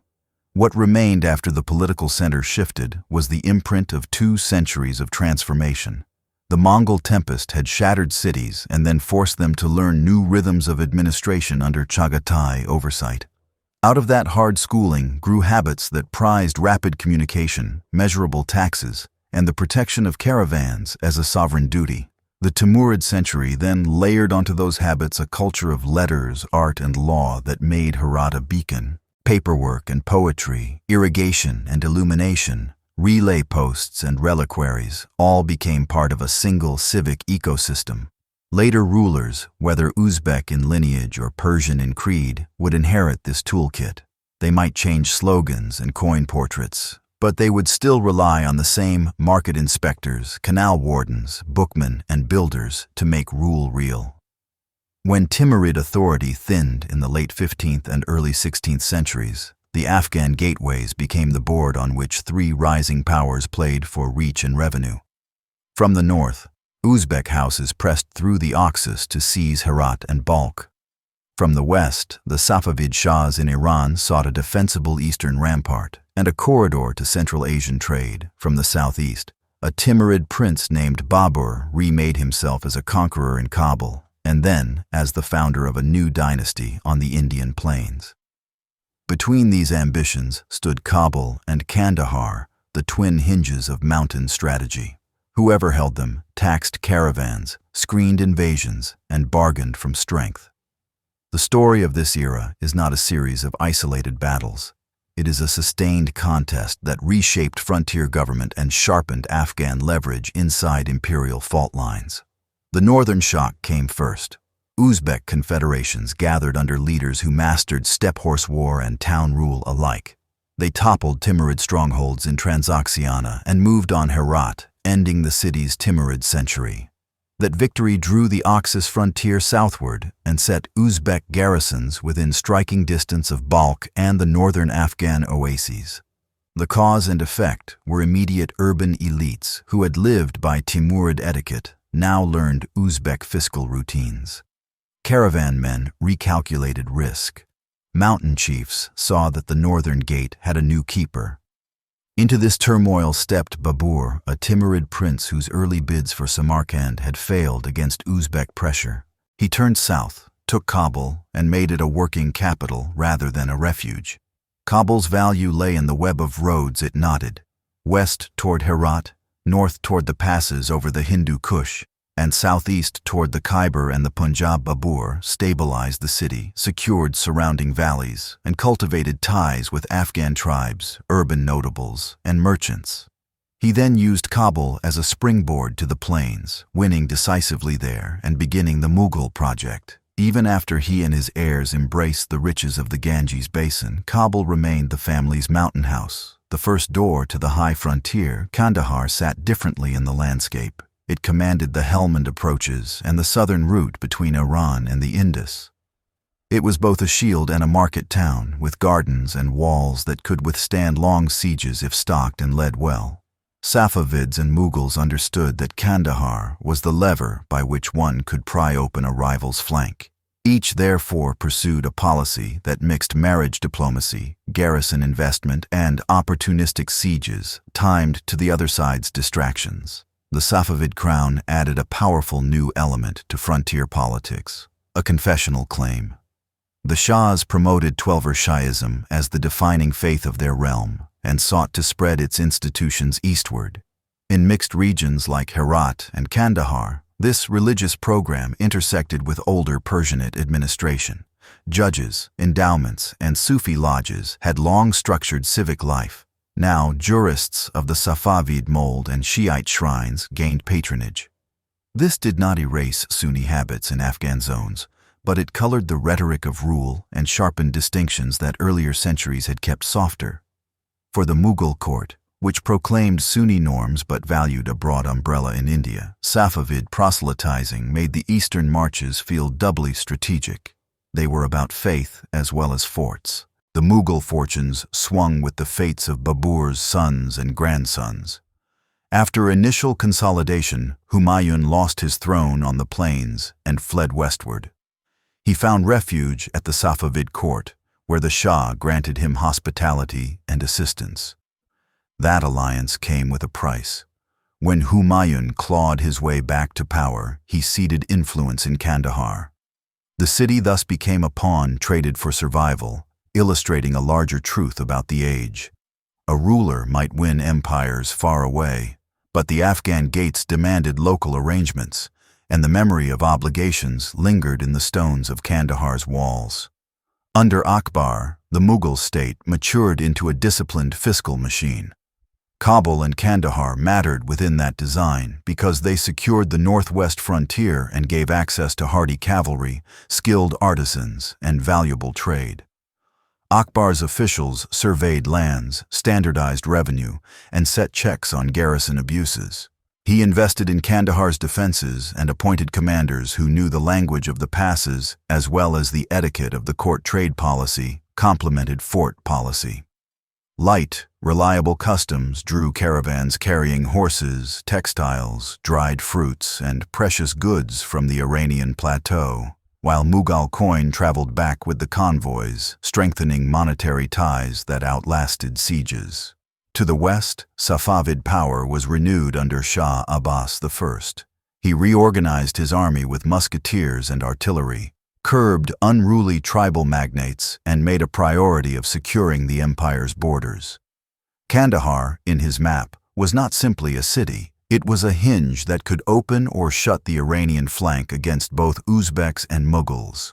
Timing his move to moments when the Mughal court was distracted by internal or Deccan campaigns, he seized the city, installed a vigilant governor, and poured resources into its walls and magazines. The immediate effect was economic as much as military. Safavid customs officers now levied dues on caravans that otherwise would have contributed to Mughal coffers, and merchants adjusted their itineraries to the new regime. the Mughals could not ignore this loss. Under Shah Jahan, the court mounted determined attempts to recover Kandahar. Siege camps spread around the city, artillery battered the bastions, supply lines stretched across long distances and harsh terrain. Yet the Safavid garrison, well supplied and led, held firm. Logistical realities decided what bravery could not. Mughal armies on this frontier lacked nearby grain depots and were forced to sustain themselves over mountain arteries that winter and raiders could cut. Each failed siege proved the same lesson. Control of the Afghan hinge demanded not only courage, but also sustained local alliances, secure magazines, and commanders native to the highland tempo. While great courts contested the walls, Afghan confederacies deepened their leverage. Pashtun groups such as the Ghilzai and the Abdali navigated the tug-of-war with practiced skill. They offered service as auxiliaries, negotiated tax farming rights, and played messenger or spoiler according to the price. In some seasons, a confederacy would accept stipends to keep a pass peaceful for Safavid caravans. In others, it would welcome a Mughal envoy with promises of guides and forage. The cause and effect looped tightly. Every imperial shift of favor altered local prestige, and every local success altered imperial plans. Over time, these confederacies sharpened their political identity, learning how to convene councils, negotiate with governors, and cultivate leaders who could speak both the language of the tribe and the rhetoric of court bargaining. To the north, Uzbek control in Balkh and the surrounding oases remained a constant pressure on both neighbors. Their rulers sought to direct trade toward their own markets and to prevent Safavid or Mughal influence from creeping along the Oxus. Periodic campaigns over Balkh showed the difficulty of fixing a stable line. Whoever took the city faced the same problem. The cost of holding it often outweighed the revenue it could reliably produce under constant threat. The geography rewarded the power that could respond quickly rather than the power that could plant a flag once. For Afghan townspeople and farmers, the result was a wary pragmatism. Keep the canals flowing, keep the grain in storage, and pay the tax stamped by the seal that arrives this season. The technology of war shifted the balance more than once. Safavid musketeers trained in volley fire, supported by wall-mounted guns, changed what a mountain fortress could resist. Mughal artillery, impressive on the plains, found movement over passes slow and risky. Counter-siege tunneling and night raids became arts of survival. Engineers on both sides learned to site forts to command water and to build outworks that neutralized enemy guns. The craft of the mason and the miner gained as much prestige as the dash of the cavalryman. On this frontier, a well-placed bastion could hold off a mighty army long enough for snows to fall, or for a rival theater to demand the besiegers' recall. Urban life adapted beneath this military canopy. In Kabul, the bazaar hosted traders from Kashgar, Bukhara, Kandahar, and Lahore. Languages mingled under the awnings, and workshops in metal, leather, and textiles served garrisons and caravans alike.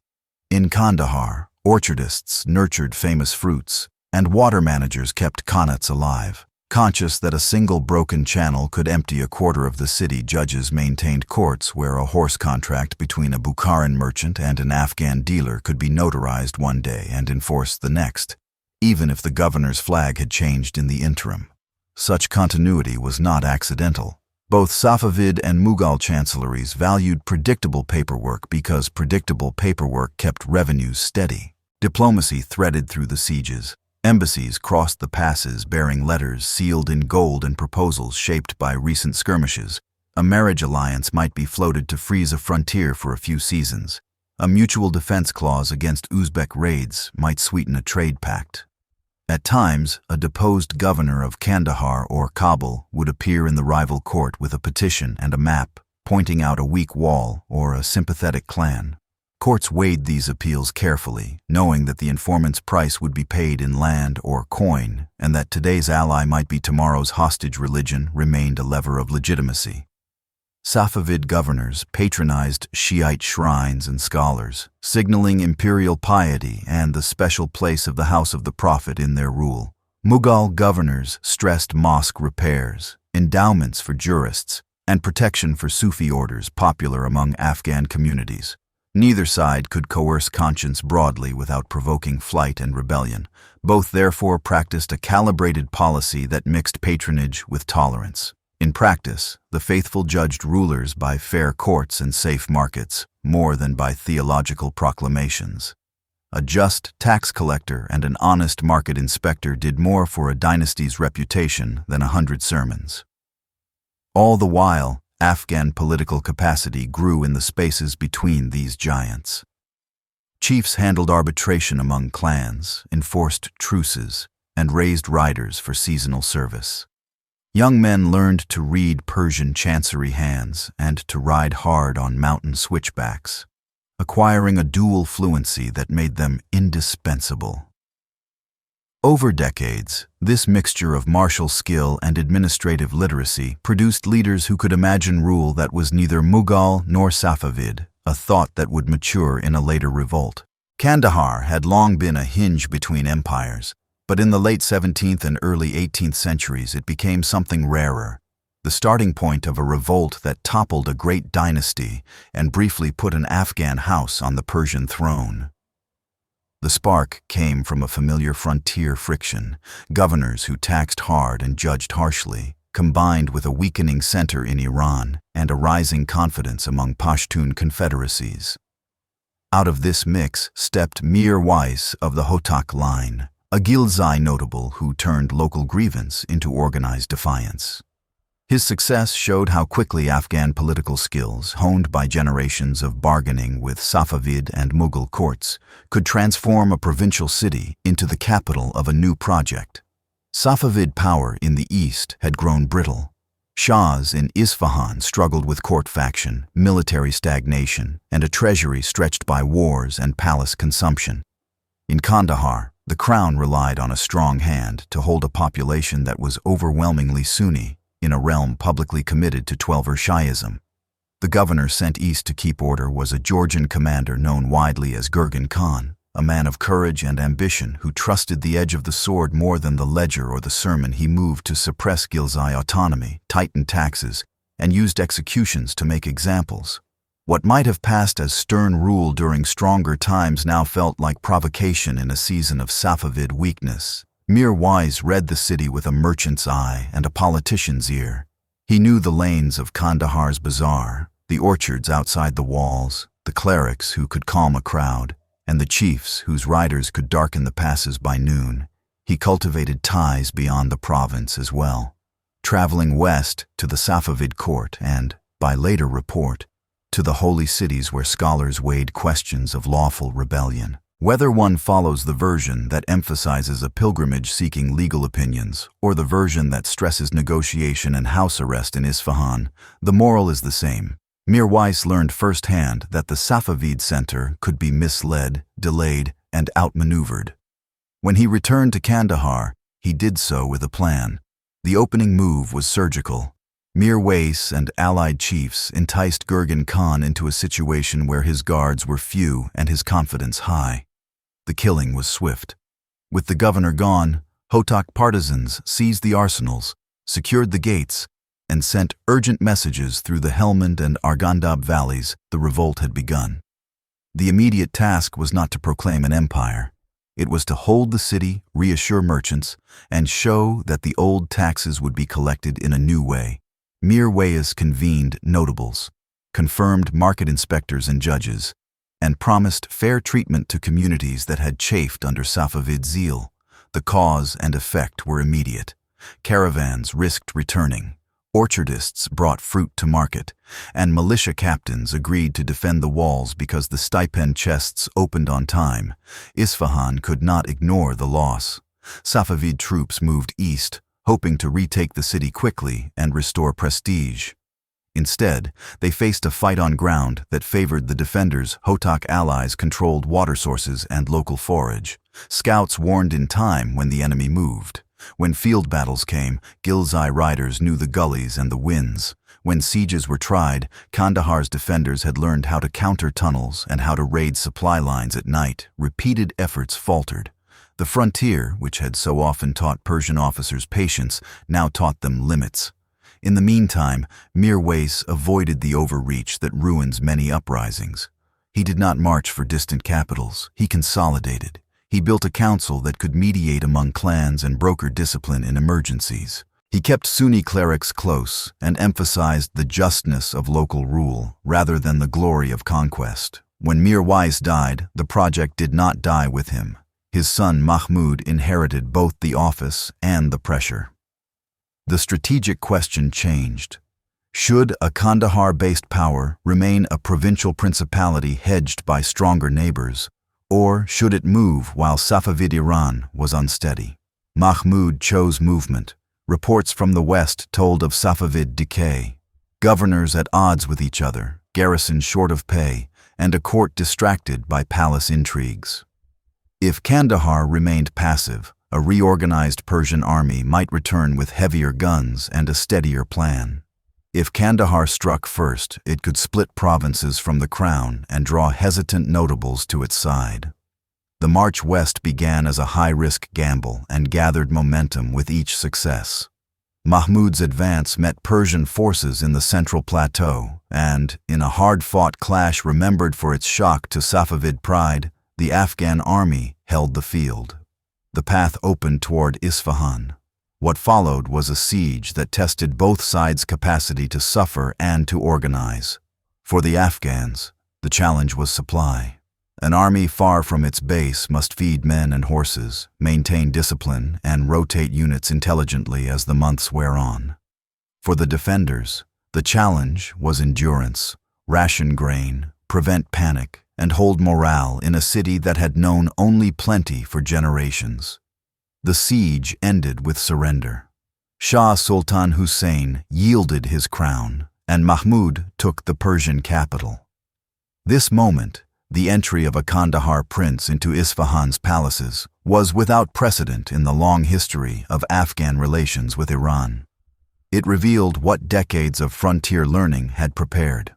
Afghan leaders could negotiate, garrison, and administer not only mountain corridors, but also imperial cities. Yet it also laid bare the limits of conquest when the conqueror lacks a deep bench of administrators, a widely accepted legitimacy, and a network of loyal provincial elites. Mahmud faced a maze the day he sat on that throne. The Persian bureaucracy was sophisticated and proud. Its scribes knew the value of forms that seemed tedious but kept the realm from collapsing. Urban elites judged rulers by their ability to stabilize markets and protect endowments. Provinces watched for signs of weakness before deciding whether to accept the new sheriff or to raise a rival banner. To govern beyond the ritual of victory, the Hotak house needed to retain Persian officials, calm the jurists, and keep caravans moving. Some steps were taken. Afghan officers tried to integrate Persian administrators into the new order. Coin continued to be minted, and messages went out promising justice. But the court's cohesion frayed. Factional competition among commanders bred harsh measures that alienated the very classes whose cooperation was essential. In the provinces, resistance coalesced.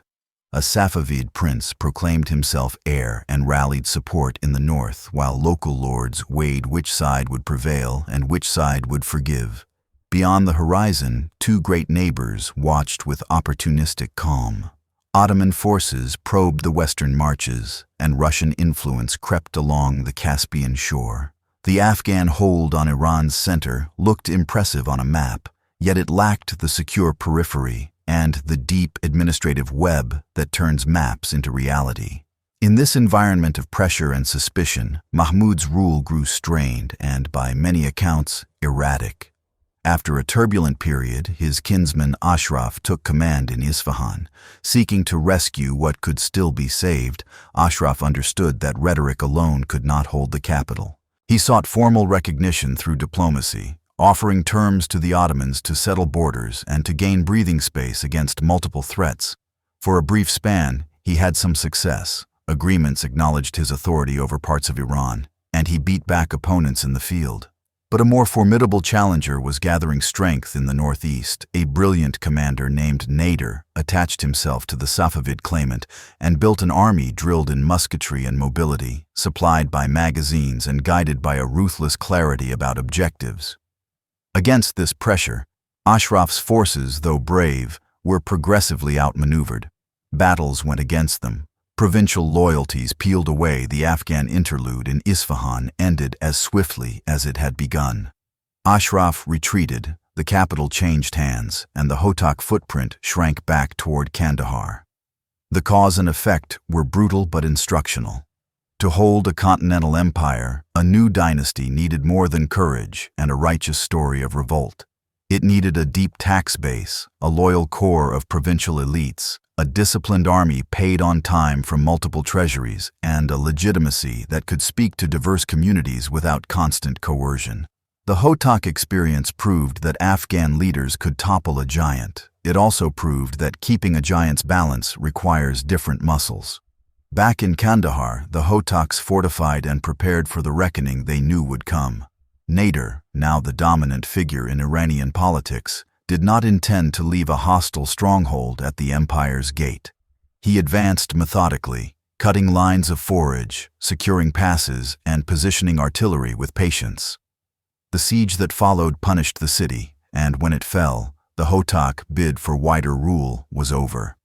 In the rubble lay lessons that would travel with young men who watched the siege from the walls and with chiefs who negotiated terms at the gates. When Nader's star rose over Iran and then dimmed in sudden violence, the Afghan highlands again became a place where new authority could be imagined. Among the seasoned commanders in his campaigns was a young Abdali leader named Ahmad, respected for nerve in battle and for the tact to hold men together after the fighting stopped. He had learned hard lessons in siege and supply, and he watched closely how great courts bought loyalty with coin one season and lost it with arrogance the next. When Nader fell and the imperial camp unraveled, Ahmad understood that the moment for an Afghan-centered settlement had arrived. His first move was not a raid or a grand proclamation. It was a council. Chiefs from the Abdali Confederacy and allied clans gathered near Kandahar to decide how to prevent chaos and defend their interests against ambitious neighbors.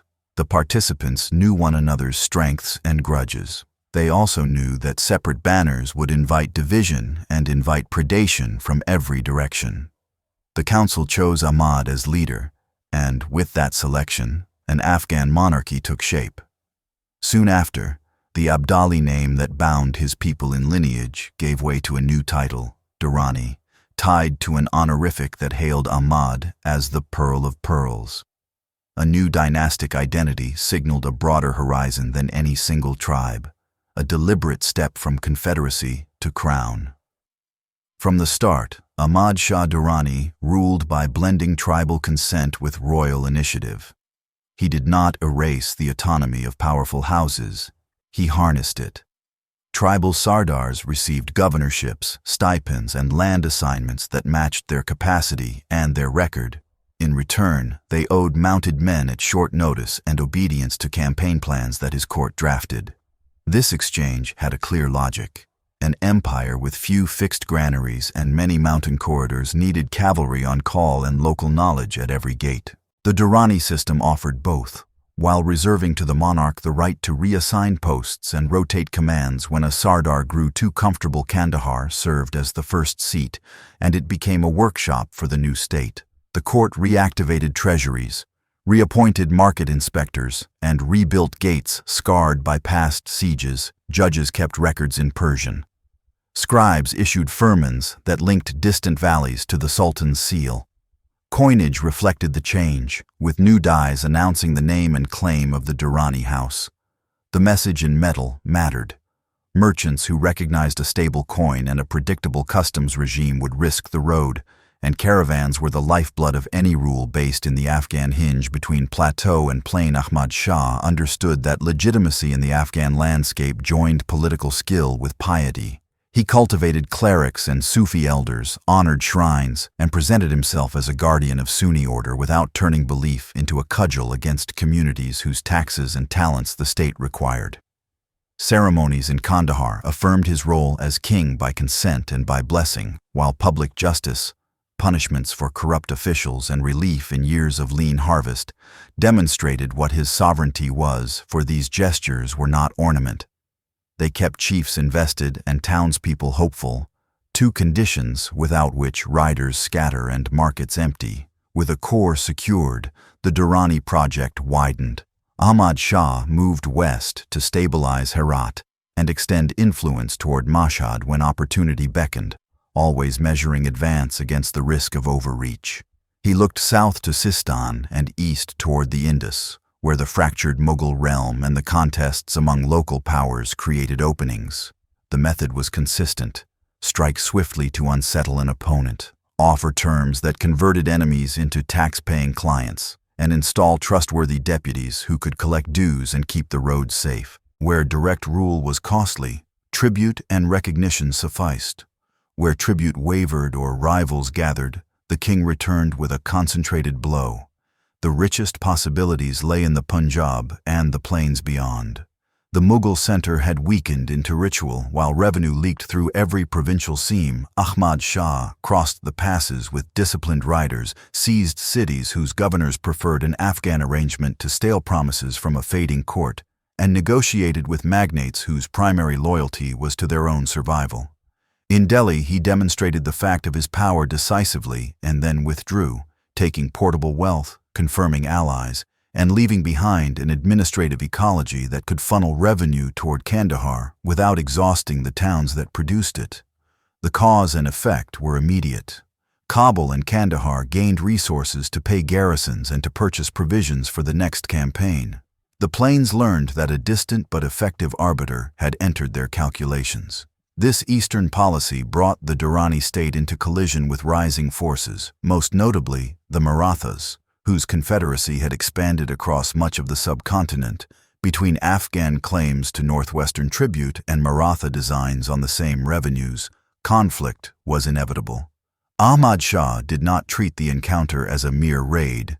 He approached it as a test of systems. He gathered allies among the Rohilla chiefs and, at the Mughal court, secured supply through careful staging in the Punjab, and used his cavalry's mobility to choose ground that suited his style. The climactic battle on the northern plain was more than a single day's clash. It was the culmination of months of preparation in which discipline, coalition management, and magazine placement mattered as much as courage. When his side prevailed, it temporarily reset the balance of power in the north and affirmed the Durrani king's authority as a maker of order beyond the mountains. Ahmad Shah did not hold the plains permanently. That was never his design. He did something subtler. He converted victory into leverage, tribute, and time. Tribute bought the loyalty of his own chiefs and paid for winter quarters. Leverage deterred rivals from pressing the Afghan frontiers, while the state-consolidated time allowed governors to repair canals, merchants to restock, and the court to weigh where next to intervene. This rhythm, campaign, settlement, collection, redistribution, became the pulse of the Durrani realm. Inside the heartland, administration matured. The Diwan recorded land assignments for officers, monitored tax promises from district heads, and checked the weights used in bazaars. From Ghazni to Herat, inspectors traveled with royal warrants to hear complaints and to surprise collectors tempted to skim. The crown encouraged arbitration by local councils in matters of inheritance and property, so long as decisions did not contradict the broader justice the king had sworn to uphold. In this way, the state remained light where it could and firm where it must. It was a frontier monarchy, learning to be an empire without suffocating the social fabrics that made local life resilient. Ahmad Shah's diplomacy was no less deliberate than his campaigning.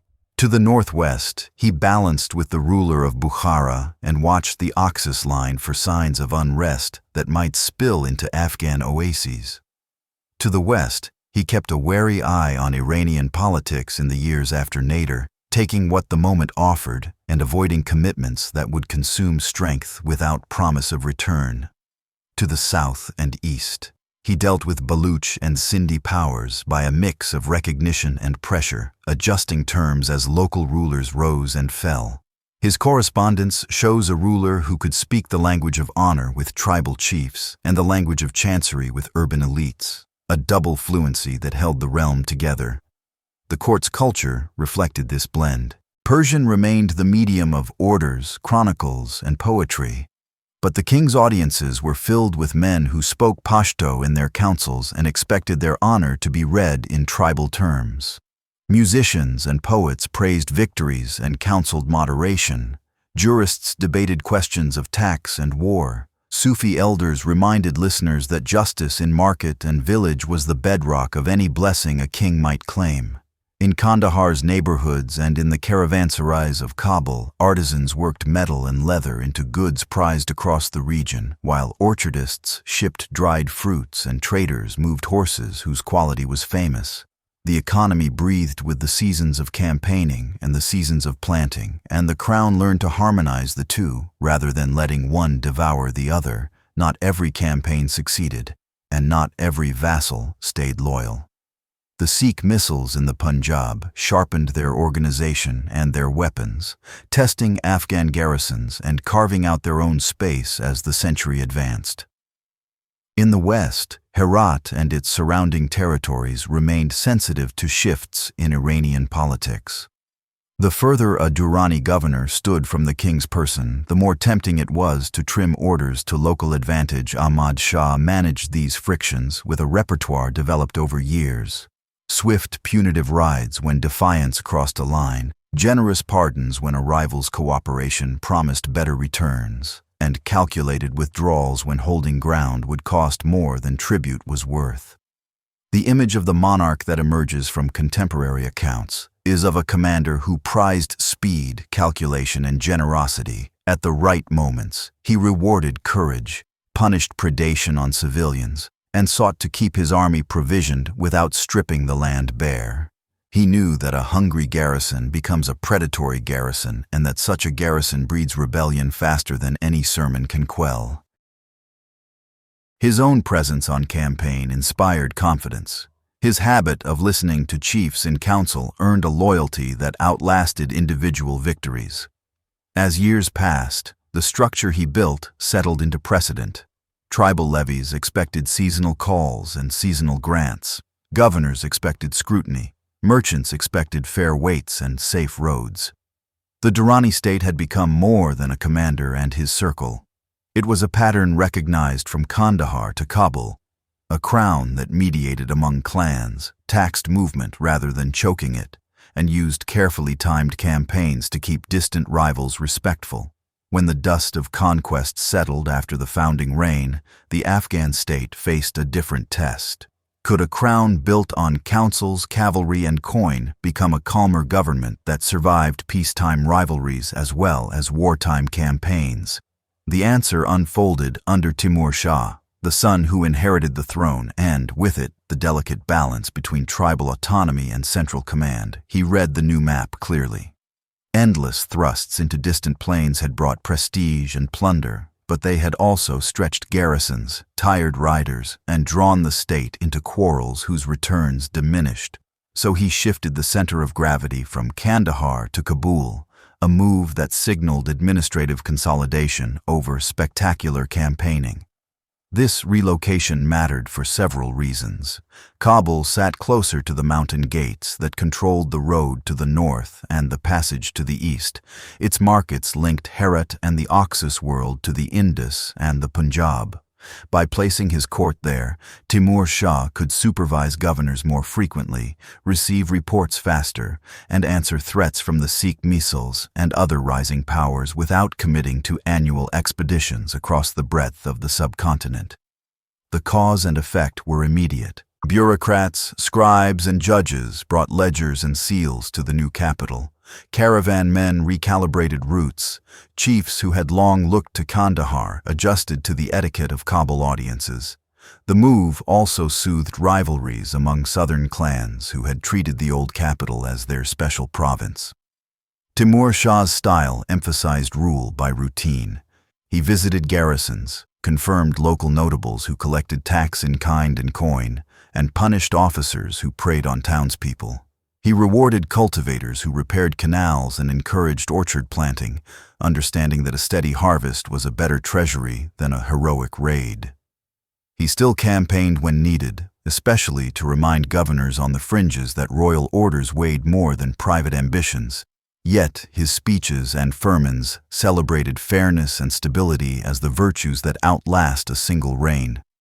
In this approach, the state learned to breathe at a different pace. The cost of this moderation was political patience at home. The founders' authority had held Sardars together by force of reputation. Without that singular presence, the balance among princely lines grew more delicate. Timur Shah managed his brothers and sons with appointments, stipends, and marriages, weaving a fabric of obligation. Even so, threads frayed. The line of succession was not fixed by a rigid law. It depended on consent, strength, and the crown's ability to keep the payroll honest. Kabul's scribes could audit accounts. They could not abolish ambition. After Timur Shah's death, that ambition surfaced openly. Princes advanced competing claims, each backed by a coalition of chiefs and commanders. The very structure that had given the empire resilience, strong men with local bases, loyal cavalry, and experience in governance, became a source of centrifugal pull. Zaman Shah, a son with support among many Sardars, sat on the throne, but rivals watched for hesitation. The Sikh confederacies in the Punjab, now gathered under a gifted leader named Ranjit Singh, pressed westward as Afghan attention turned inward. Each border distraction made the succession struggle more complicated, and each court crisis made the border more porous. Zaman Shah tried to project strength eastward to reassert influence, yet his attention was forced back to Kabul by brothers who challenged him. The needlework of alliances tightened and snapped in quick succession. Court offices became prizes in a contest where loyalty often shifted with the fortunes of a week. In this climate, one set of actors grew increasingly important. The Barakzai clan, descended from Payenda Khan and bound together by discipline, commercial sense, and a reputation for fortitude in the field. The Barakzai did not begin as kings. They learned first to be indispensable.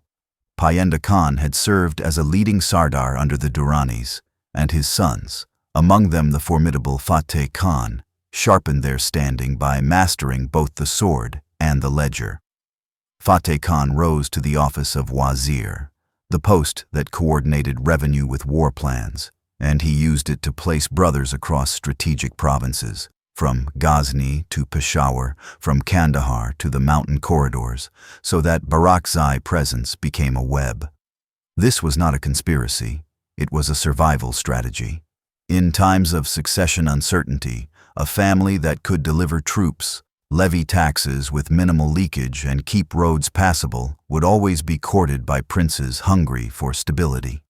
Meanwhile, Sikh power under Ranjit Singh changed the eastern equation. He reorganized missiles into a disciplined state, invested in artillery, and made Lahore a capital that radiated confidence. Afghan governors in the Punjab who once answered promptly to Kabul began to hedge. Forts that had flown the Afghan banner now negotiated over tribute rather than paying it as a matter of course. The crucial city of Peshawar, a gatehouse between plain and mountain, felt the pressure most sharply.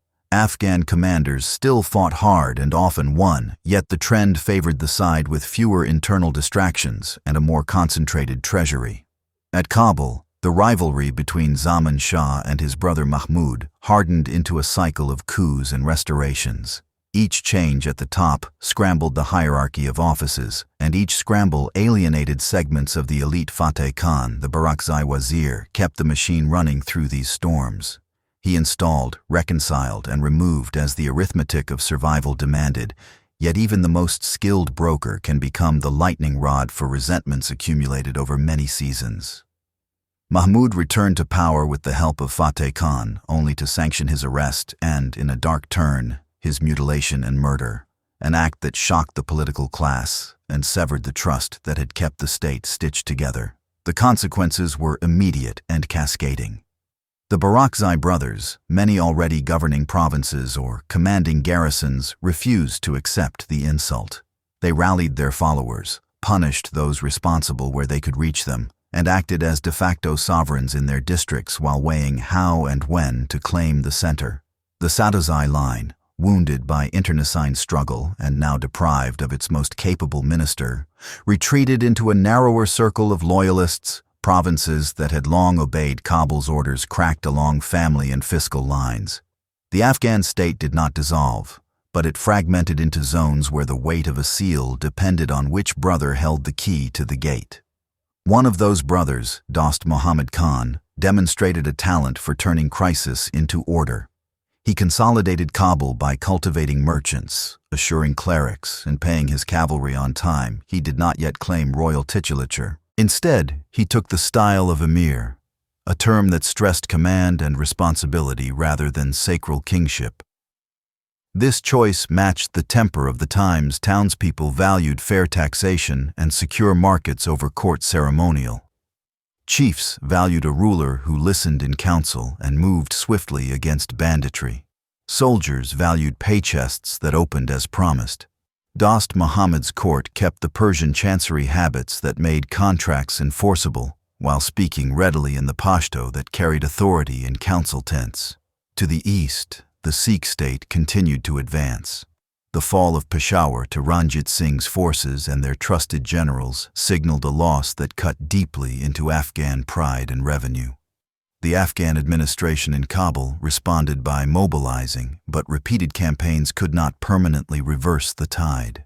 The new Sikh order invested in walls, cannon, and paid regulars, and it drew on the rich agricultural base of the Punjab to sustain sieges that would exhaust frontier levies. Afghan commanders adapted by negotiating seasonal truces, by using mountain raids to harry lines of supply, and by leveraging their knowledge of passes to complicate enemy movement.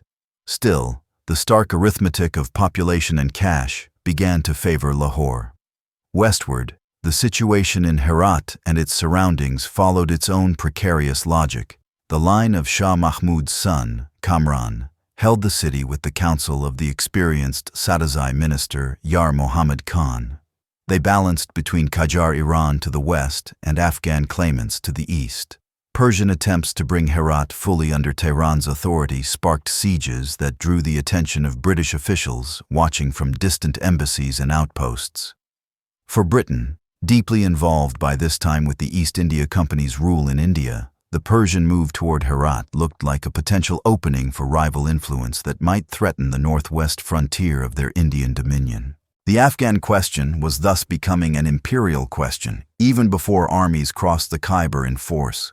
Inside Kabul, Dost Muhammad faced the classic choice of border rulers confronted by stronger neighbors: seek a single protector, juggle rival patrons, or try to stand alone. He courted British and Sikh envoys in alternating fashion, seeking recognition of Afghan claims to Peshawar and hoping for commercial treaties that would boost revenue. He also communicated with Russian agents moving southward through Central Asian diplomacy. These maneuvers were not duplicity.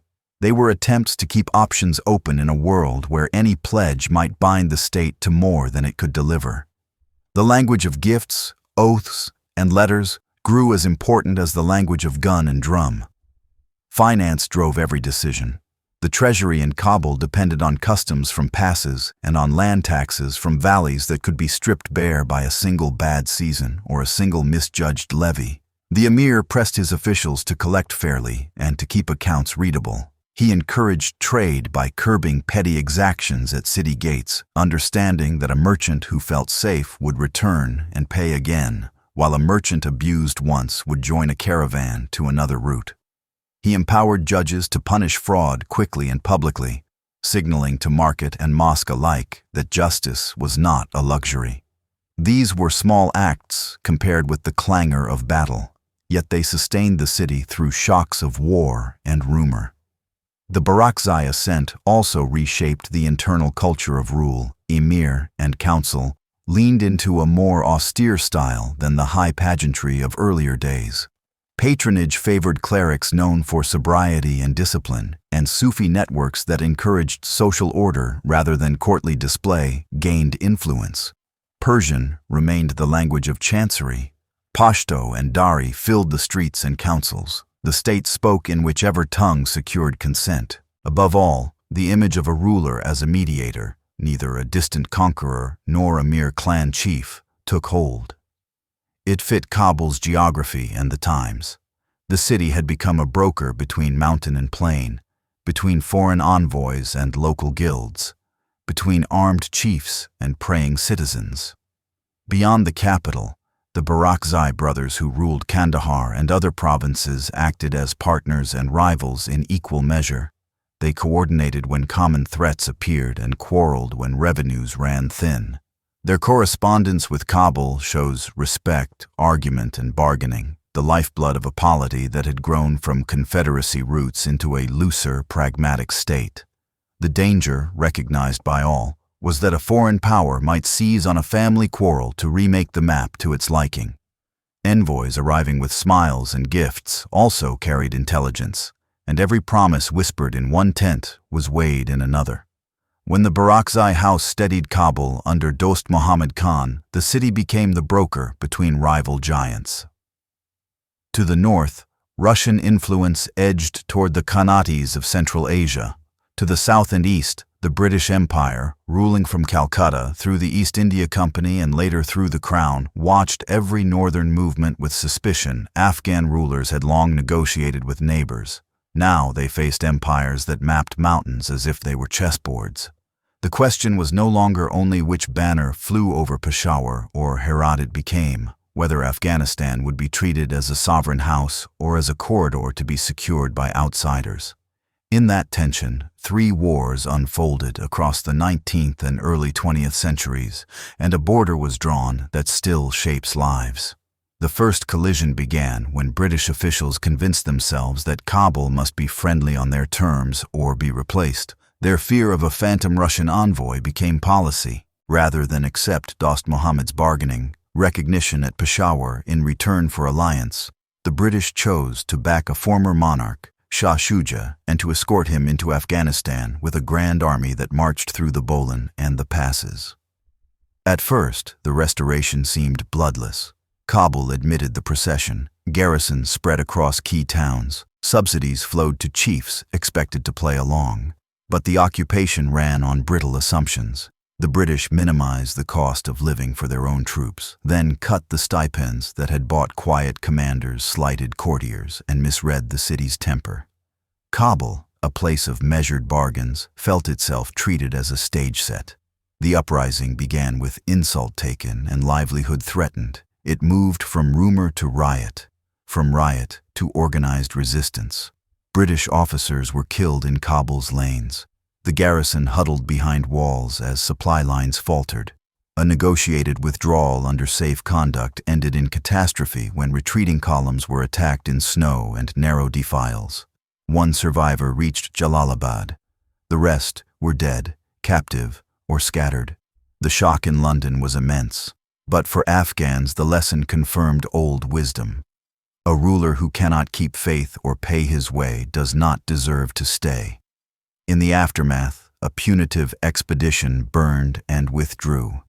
Dost Muhammad returned to his seat not as a British puppet, but as a ruler reinforced by the very failure of those who had tried to replace him. The second collision came a generation later, when the arithmetic of empire shifted. Russia advanced in Central Asia, and British strategists renewed their anxiety. Sher Ali Khan, a son of Dost Muhammad, tried to keep a careful balance, accepting envoys cautiously and insisting on sovereign choice. When he refused a British mission while tolerating a Russian one, British forces marched again. Fighting broke out along familiar approaches. Kabul was taken. A treaty was thrust forward that demanded control over Afghan foreign affairs.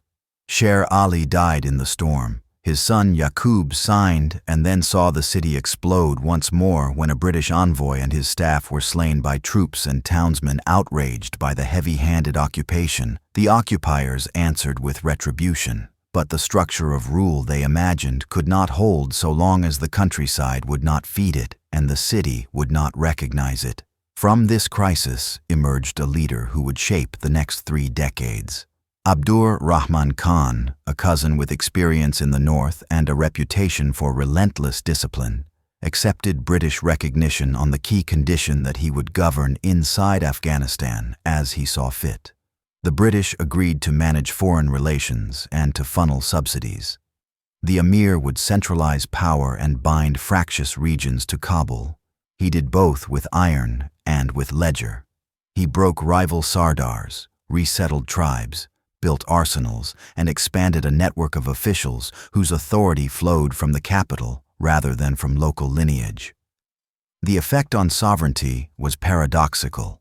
External autonomy narrowed, internal autonomy grew. Afghanistan became a buffer in great power maps while becoming a more unitary state in its own administration. Border making followed hard upon centralization. British and Afghan negotiators led by Mortimer Durrani and Afghan ministers traced a line from the eastern mountains to the deserts in the southwest, a boundary intended to calm imperial nerves by fixing spheres of influence. The line, agreed in the late 19th century, cut across pastures, split clans, and left the politics of belonging more complicated than before. Yet it also gave the emir a recognized frame within which to press his authority. In the north, separate commissions marked a frontier with the Russian sphere along the Oxus, and the narrowing of Afghan access to river and pasture created new pressures for settlement and control within the highlands. Abdur Rahman used the moment to push state projects, fort building, armories, roads rough but passable, and a chancery that recorded obligations more thoroughly than any predecessor. The third collision came in the shadow of a world war that remade empires. Habibullah Khan, Abdur Rahman's son, kept Afghanistan neutral during the global conflict, despite emissaries who urged a strike against British India. His assassination brought Amanullah Khan to power, a young ruler impatient with the limits imposed by earlier bargains. Amanullah declared full independence in foreign affairs and tested the declaration with brief fighting along the frontier. The campaign was limited in scale but large in meaning. Coupled with unrest in India and British exhaustion after the Great War, it produced recognition of Afghan independence and a treaty that affirmed Kabul's right to conduct its own diplomacy.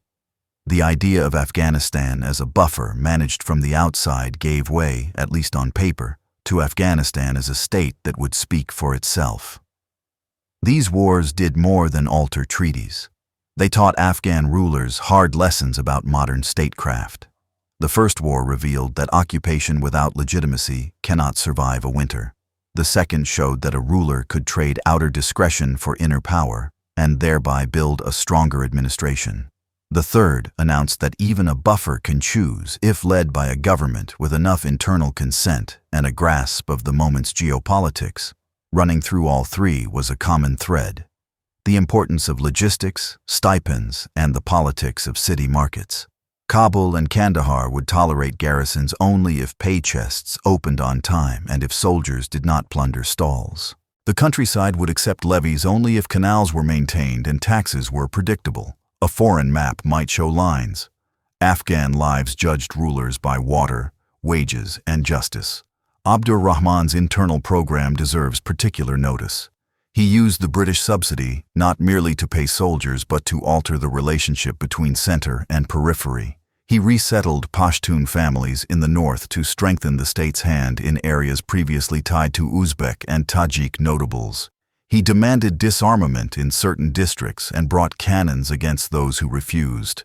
He created provincial offices answerable to Kabul and standardized taxes long gathered informally by local chiefs. He sponsored telegraph lines and pressed for a mint that produced coin of reliable weight, because the market would not trust a state that clipped its own money. His courts punished officials who extorted, sometimes with theatrical severity, to signal that order came from law, not whim. These measures were severe, sometimes brutal, yet they left behind structures that later monarchs would inherit: a clearer chain of command, a habit of paperwork, and a sense that the ruler's reach could extend into valleys where earlier kings had only negotiated. The border work had human costs that endure. Communities found their grazing routes now crossed by a line that officials insisted was real. Villages discovered that a seasonal market now lay in another jurisdiction with another tax. Families that once shifted with snow and grass were told to belong to one side definitively. Diplomats celebrated the line as a solution. Villagers experienced it as a new kind of uncertainty. Afghan rulers could not erase this fact, but they adapted by placing trusted men in frontier posts, by creating new markets on their side of the line. and by insisting in their correspondence that treaties recognized their sovereignty even where they lacked the means to patrol every ridge. The British, for their part, adjusted their strategy after repeated shocks. They fortified forward posts on their side, built roads to move troops faster, and invested in intelligence networks that mapped tribal loyalties as if they were battle plans. They learned to prefer influence to occupation, subsidies to stations. Their aim remained the same: prevent any rival from controlling the passes to India. Their means shifted toward agents, pacts, and economic levers, conceding that Kabul's palace could not be run from Calcutta without repeated disaster. As the 20th century opened, the political conversation in Kabul turned from mere survival to the shape of reform. The subsidies and treaties had stabilized the throne. The wars had clarified Afghanistan's space in the world. The border had imposed a frame, however contested. Within that frame, a new generation of officials and thinkers began asking how to make the state stronger without provoking rebellion, and how to borrow useful tools from abroad without surrendering sovereignty. They discussed schools, a national army, and the role of religion in legitimizing change. They studied neighboring countries that were experimenting with constitutions and railways. They measured the appetite of chiefs and townspeople for novelty, knowing that haste could ruin a reign and that delay could squander opportunity. When the guns fell quiet after the last Anglo-Afghan War, a young ruler, Amanullah, stepped forward with a plan larger than the treaties. Independence in foreign affairs was not enough for him. He wanted a state that could manage roads, schools, courts, and taxes with the same confidence that an army holds a pass. His program began with symbols that signaled a new era: embassies abroad, a national flag wrought from familiar colors but framed by the language of modern sovereignty, and treaties that placed Kabul alongside other capitals as an equal. Then came substance. He cut court stipends, redirected funds to civil ministries, and pushed for a standing army paid by a national budget rather than by personal networks. The message was clear. Afghanistan would move from a realm of negotiated local privileges to a nation governed by written laws and salaried institutions. Amanullah convened a great council, inviting tribal elders, clerics, and officials to debate the foundations of rule. Out of that assembly came a blueprint for a constitutional order with a monarch accountable to law, ministers responsible for named portfolios, and courts instructed to apply a codified mix of Islamic jurisprudence and state regulations. The ruler did not merely announce these ideals. He toured the country to sell them, addressing crowds in cities and towns, promising roads, schools, and a fairer tax system. He also traveled abroad, visiting capitals from Cairo to European courts, and returned with a conviction that railways, telegraphs, and trained civil servants were not luxuries but tools of independence. Reform touched daily life most noticeably in education and the status of women. New schools opened in Kabul and provincial towns, including schools for girls. Textbooks appeared that taught arithmetic, geography, and history in a style intended to unite Afghan identity rather than divide it along local lines. Legal changes trimmed the power of some customary practices, sought to curb forced marriage, and encouraged the unveiling of women in official events. Clinics and vaccination drives appeared in places where the state had never before offered more than a tax receipt or a summons. For many city families, these moves felt like long-awaited progress. The same measures landed very differently in conservative districts. Tribal leaders read the new taxes as a direct challenge to their autonomy, and clerics who had not been courted carefully saw in the social reforms a threat to moral order. The speed of change, more than any single decree, turned worry into revolt. Amanullah tried to slow the tempo without abandoning the course, but opposition hardened. A charismatic figure from the eastern frontier, Habibullah of Kalakani, rode a wave of discontent into Kabul. His brief rule halted most reforms and chased out advisors identified with foreign ways. The capital became a prize contested by armed bands rather than an engine of administration. Out of this turmoil emerged Nadir, A general from the Musahiban branch of the royal house, he reclaimed Kabul, promised order, and offered a conservative framework that did not abandon modernization altogether. His motto was gradualism. Schools would remain, but their curricula would emphasize religion and patriotism. Roads would be built where they made trade easier, not where they offended powerful clans. The army would be reorganized with attention to recruiting from many regions so that no single faction could seize its command. Nadir's assassination soon after his victory seemed to threaten another spiral, but the dynasty held together under his teenage son Zahir, supported by seasoned uncles who ran the state as a family partnership. Under Zahir's long kingship, Afghanistan pursued a cautious path between ideal and reality. The Musahiban style stressed thrift, balance, and listening. Kabul's ministries expanded step by modest step. The finance office refined budgets, the justice ministry clarified codes, the foreign office multiplied treaties and consulates.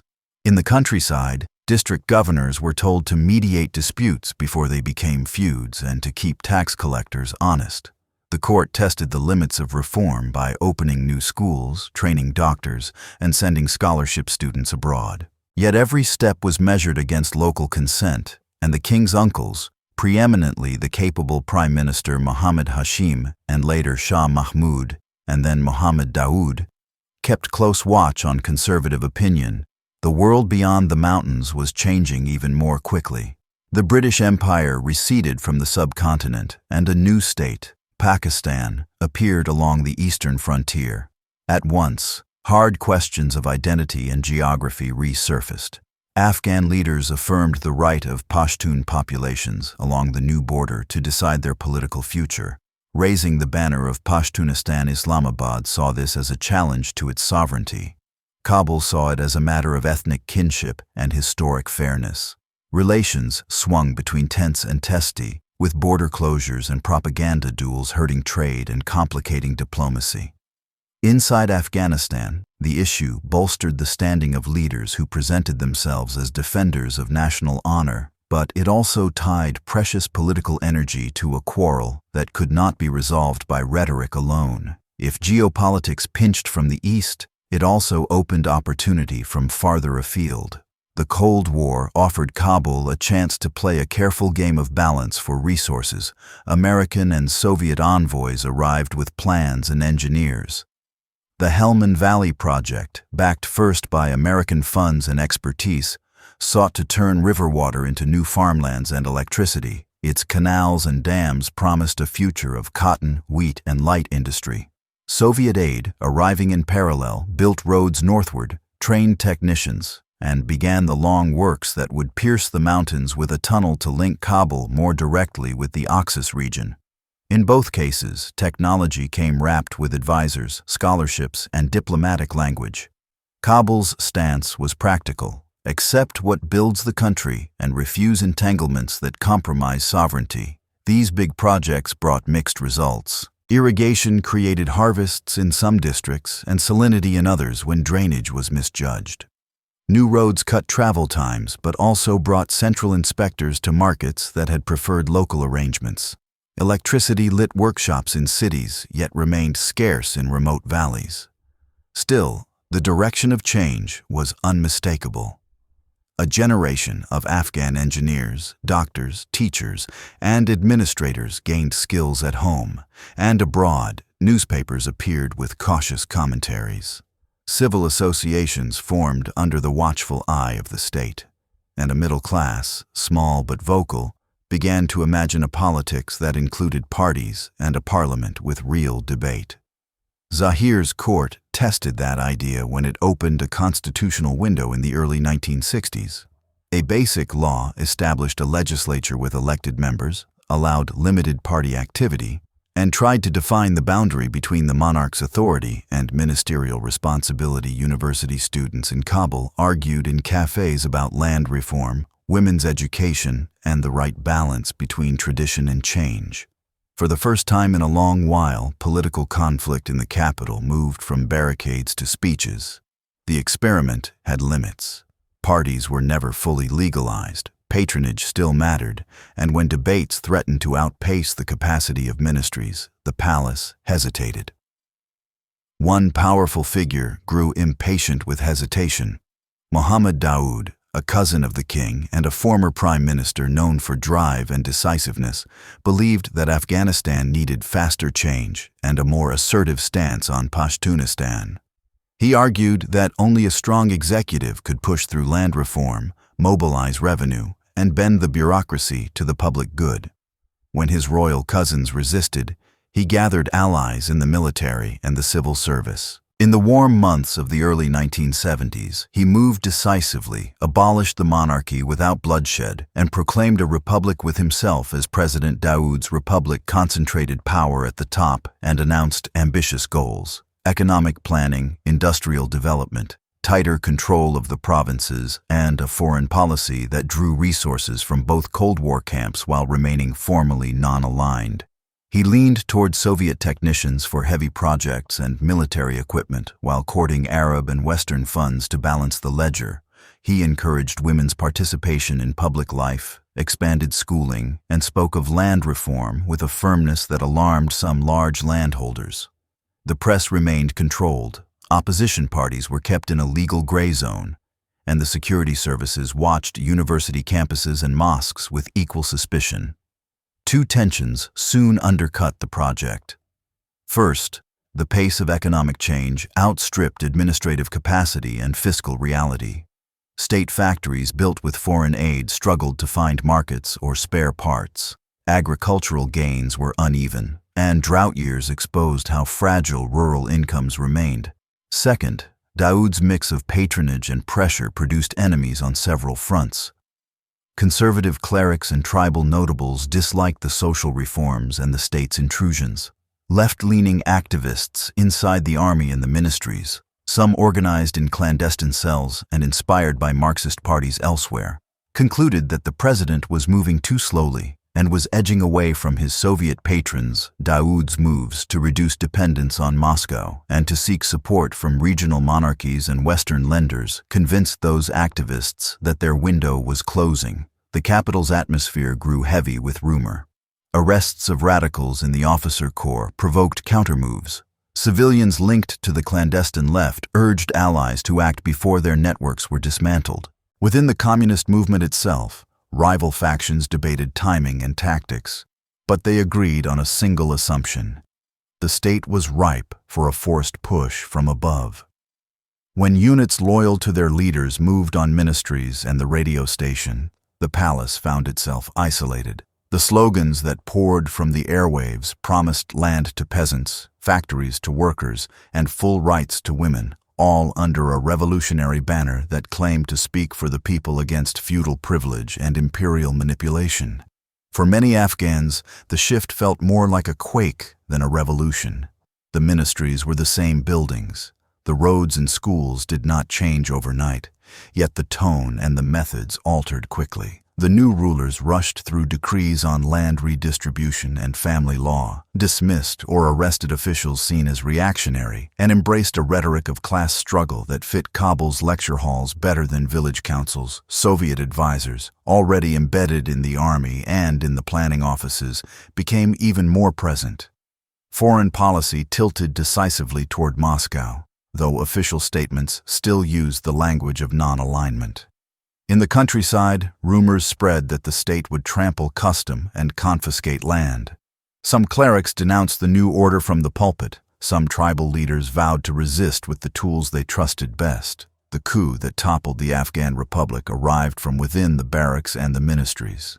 In Kabul, officers and party cadres of the People's Democratic Party of Afghanistan, divided internally between Khalq and Parcham factions, overthrew Muhammad Daoud in the spring of 1978. They called their seizure a revolution and promised land to peasants, literacy for villages, and equality before a strong central state. Decrees moved quickly from the radio to the countryside, marriage payments curbed, debts canceled, land redistributed on paper. Speed, however, met society's grain. Local elders who had long settled disputes in mosques and hujras felt pushed aside. Clerics denounced what they saw as godless change. In districts where the state lacked trusted intermediaries, officials turned to force prisons filled, and the parties' internal rivalries sharpened. Within a year, the leadership convulsed again. Hafizullah Amin sidelined and then replaced Nur Muhammad Taraki, accelerating a harsh campaign against insurgents and suspected rivals. As uprisings spread across provinces, Kabul's rulers sought aid from their most committed foreign ally. By the winter of 1979, Soviet leaders decided that the Afghan Revolution, if left to its own devices, would collapse and perhaps invite a hostile power to the south of their border. Soviet airborne units entered Kabul, eliminated Amin, and installed Babrak Karmal from the Parcham wing. The intervention remade a domestic struggle into an international war.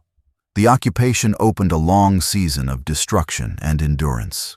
Soviet forces held cities and main roads with armor and air power, while Afghan government units guarded garrisons and tried to organize militia. In the countryside and mountain belts, Mujahideen groups gathered under commanders who combined religious legitimacy, clan ties, and battlefield reputation. Their factions carried names that later generations would remember. Some nationalist, some Islamist, some rooted in regions more than in doctrine. Pakistan became the rear area and conduit for weapons and training. Money and material arrived from multiple foreign capitals, each with its own strategic lens, to bog the Soviets, to defend Islam, to reshape Afghan politics. The human effect was massive. Families fled bombardment, crowding camps across the border. Villages emptied, city neighborhoods filled with displaced kin who learned to survive on remittances and rations. Tactics evolved on both sides. The Afghan resistance learned to ambush convoys, mine roads, and disperse before aircraft could strike. The Soviets adapted with helicopter assault, scorched earth sweeps, and a network of local militias who knew the ground Stinger missiles later in the war altered the balance in the sky, complicating low-flying support and morale. Yet the decisive terrain was political. The Kabul government struggled to convince villagers that reforms meant justice rather than control.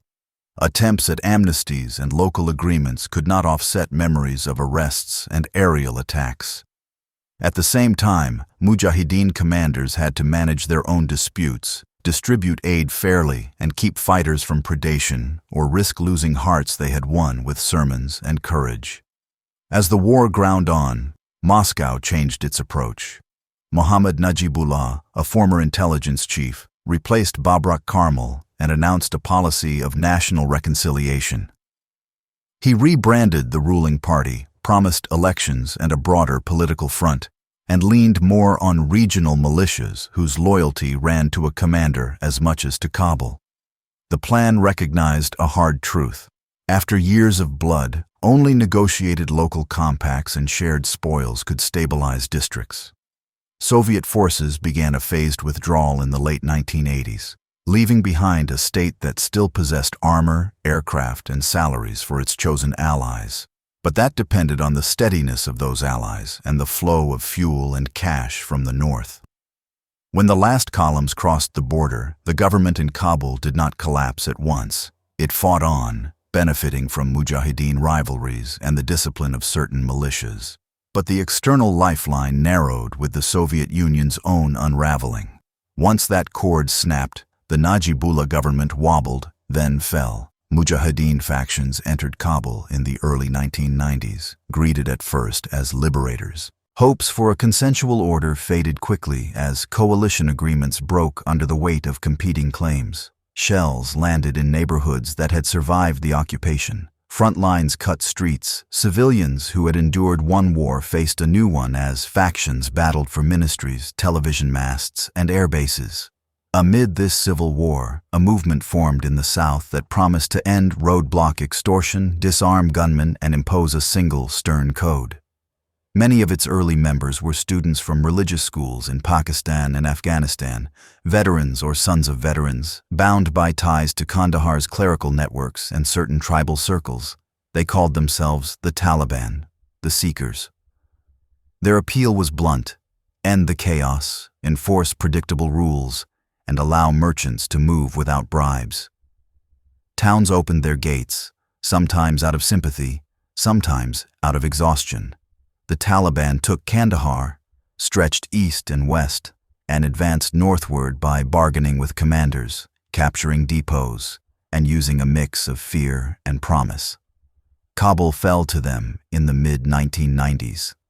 Their leaders imposed a harsh social order, insisting on strict codes for dress and movement, closing many schools for girls, and narrowing public life for women.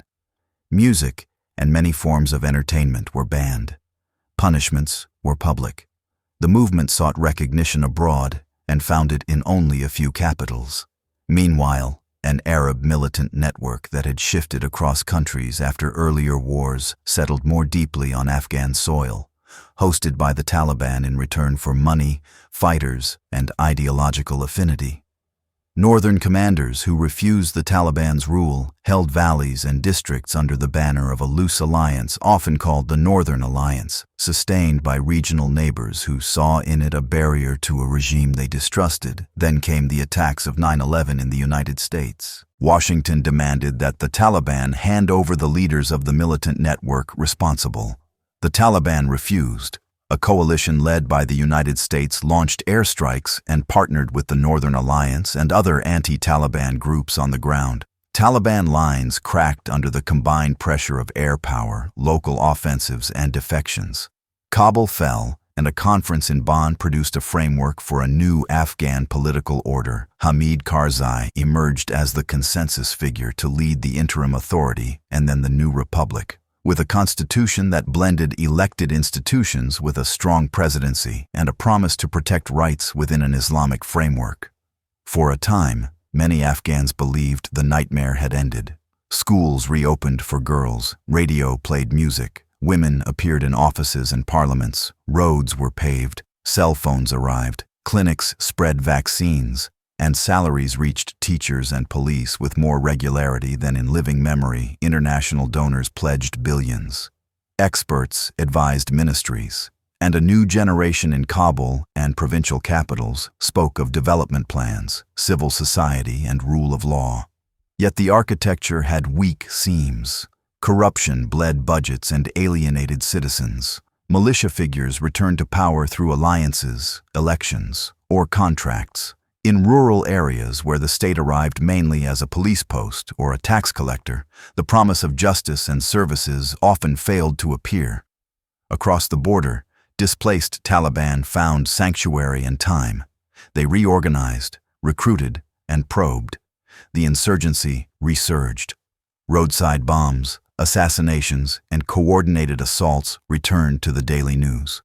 Foreign forces increased troop numbers for a surge aimed at clearing districts, holding them with Afghan forces, and building governance that could endure. Some areas saw gains. Markets reopened, girls' schools restarted, local councils negotiated ceasefires.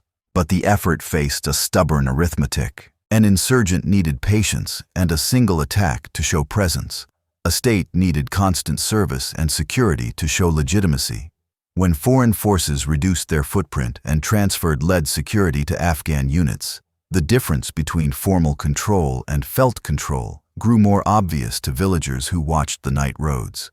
Politics in Kabul mixed breakthroughs with gridlock elections, brought leaders to office and then into dispute over results. Anti-corruption drives ran up against the reality that many power holders who could deliver stability locally were also entangled in patronage networks. Donor fatigue rose as quick wins proved rare. Meanwhile, opium cultivation spread in zones where licit crops could not cover the household budget, tying farmers, traffickers, officials, and insurgents into a web that enriched some, ruined others, and distorted the moral economy. The war became as much a narrative contest as a military one. Who could convince the shopkeeper and the farmer that tomorrow would be safer under their flag? Diplomacy sought an exit. Talks opened in fits and starts through many intermediaries. A formal channel in Doha eventually produced an agreement between the United States and the Taliban that laid out timetables for foreign troop withdrawal and prisoner exchanges, alongside vague commitments about future intra-Afghan negotiations. The Republic's leaders, excluded from the main bargain, tried to build a negotiating team and to keep their coalition intact, while corruption scandals, factional rivalries, and battlefield losses gnawed at confidence. As foreign forces withdrew, district centers fell with startling speed, sometimes after fighting, often after negotiation. Provincial capitals surrendered or were abandoned as supply lines snapped and pay lapsed. Kabul's last defenders weighed family safety against orders that seemed to assume resources that no longer existed. In late summer of 2021, the Taliban entered Kabul. The president departed, ministries emptied, and a caretaker face of the movement appeared behind microphones promising amnesty, order, and respect for property. Many Afghans who had worked with the Republic or with foreign organizations rushed to airports or border posts, seeking evacuation or any path to safety. In the months that followed, the new rulers formed an interim government dominated by their own networks, with little inclusion of other political forces. Restrictions tightened again on women's education and employment. Media faced pressure, and civil society organizations shrank under scrutiny or closed their doors.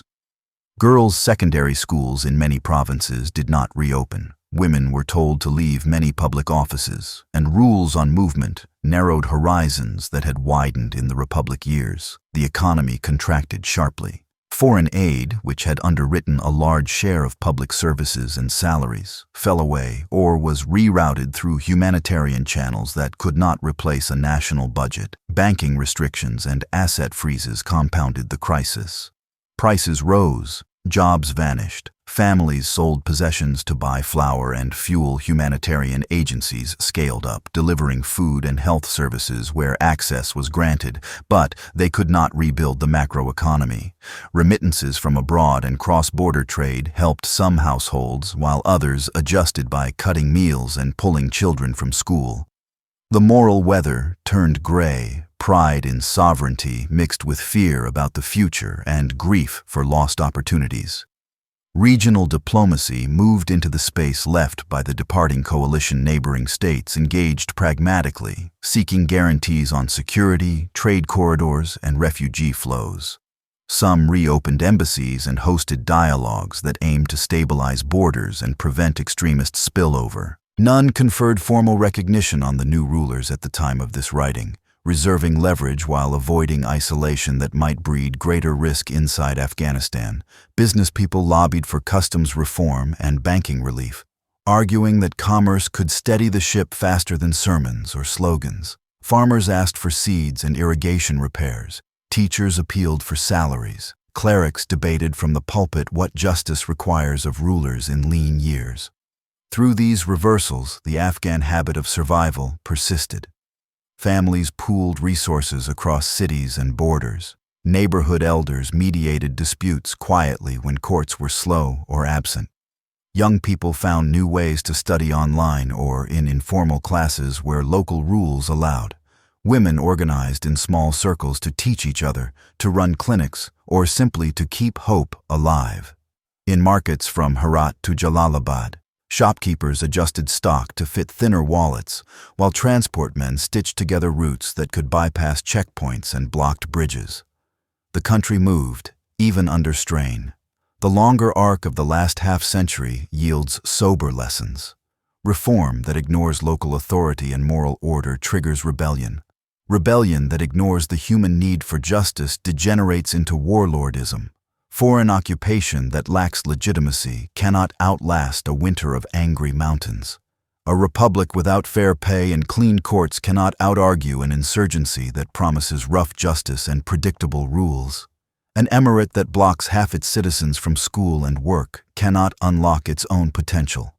Each era has offered a partial answer to the Afghan question and has paid for its blind spots in hard coin. Yet the same arc reveals durable strengths. The country's strategic position still channels trade when roads are safe. Its human capital, teachers, doctors, engineers, artisans, farmers, remains resilient when given even a narrow space to work. Its political culture, shaped by councils and bargaining, can absorb sharp change if leaders listen and adapt.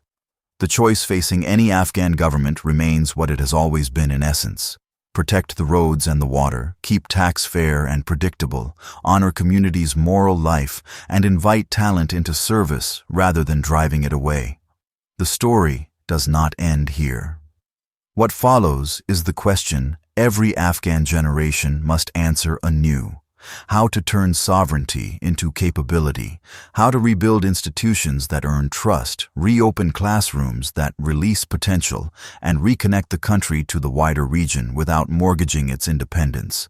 Work that the next section will take up by tracing the social, economic, and diplomatic challenges of the present moment and the paths that might lead to a steadier future.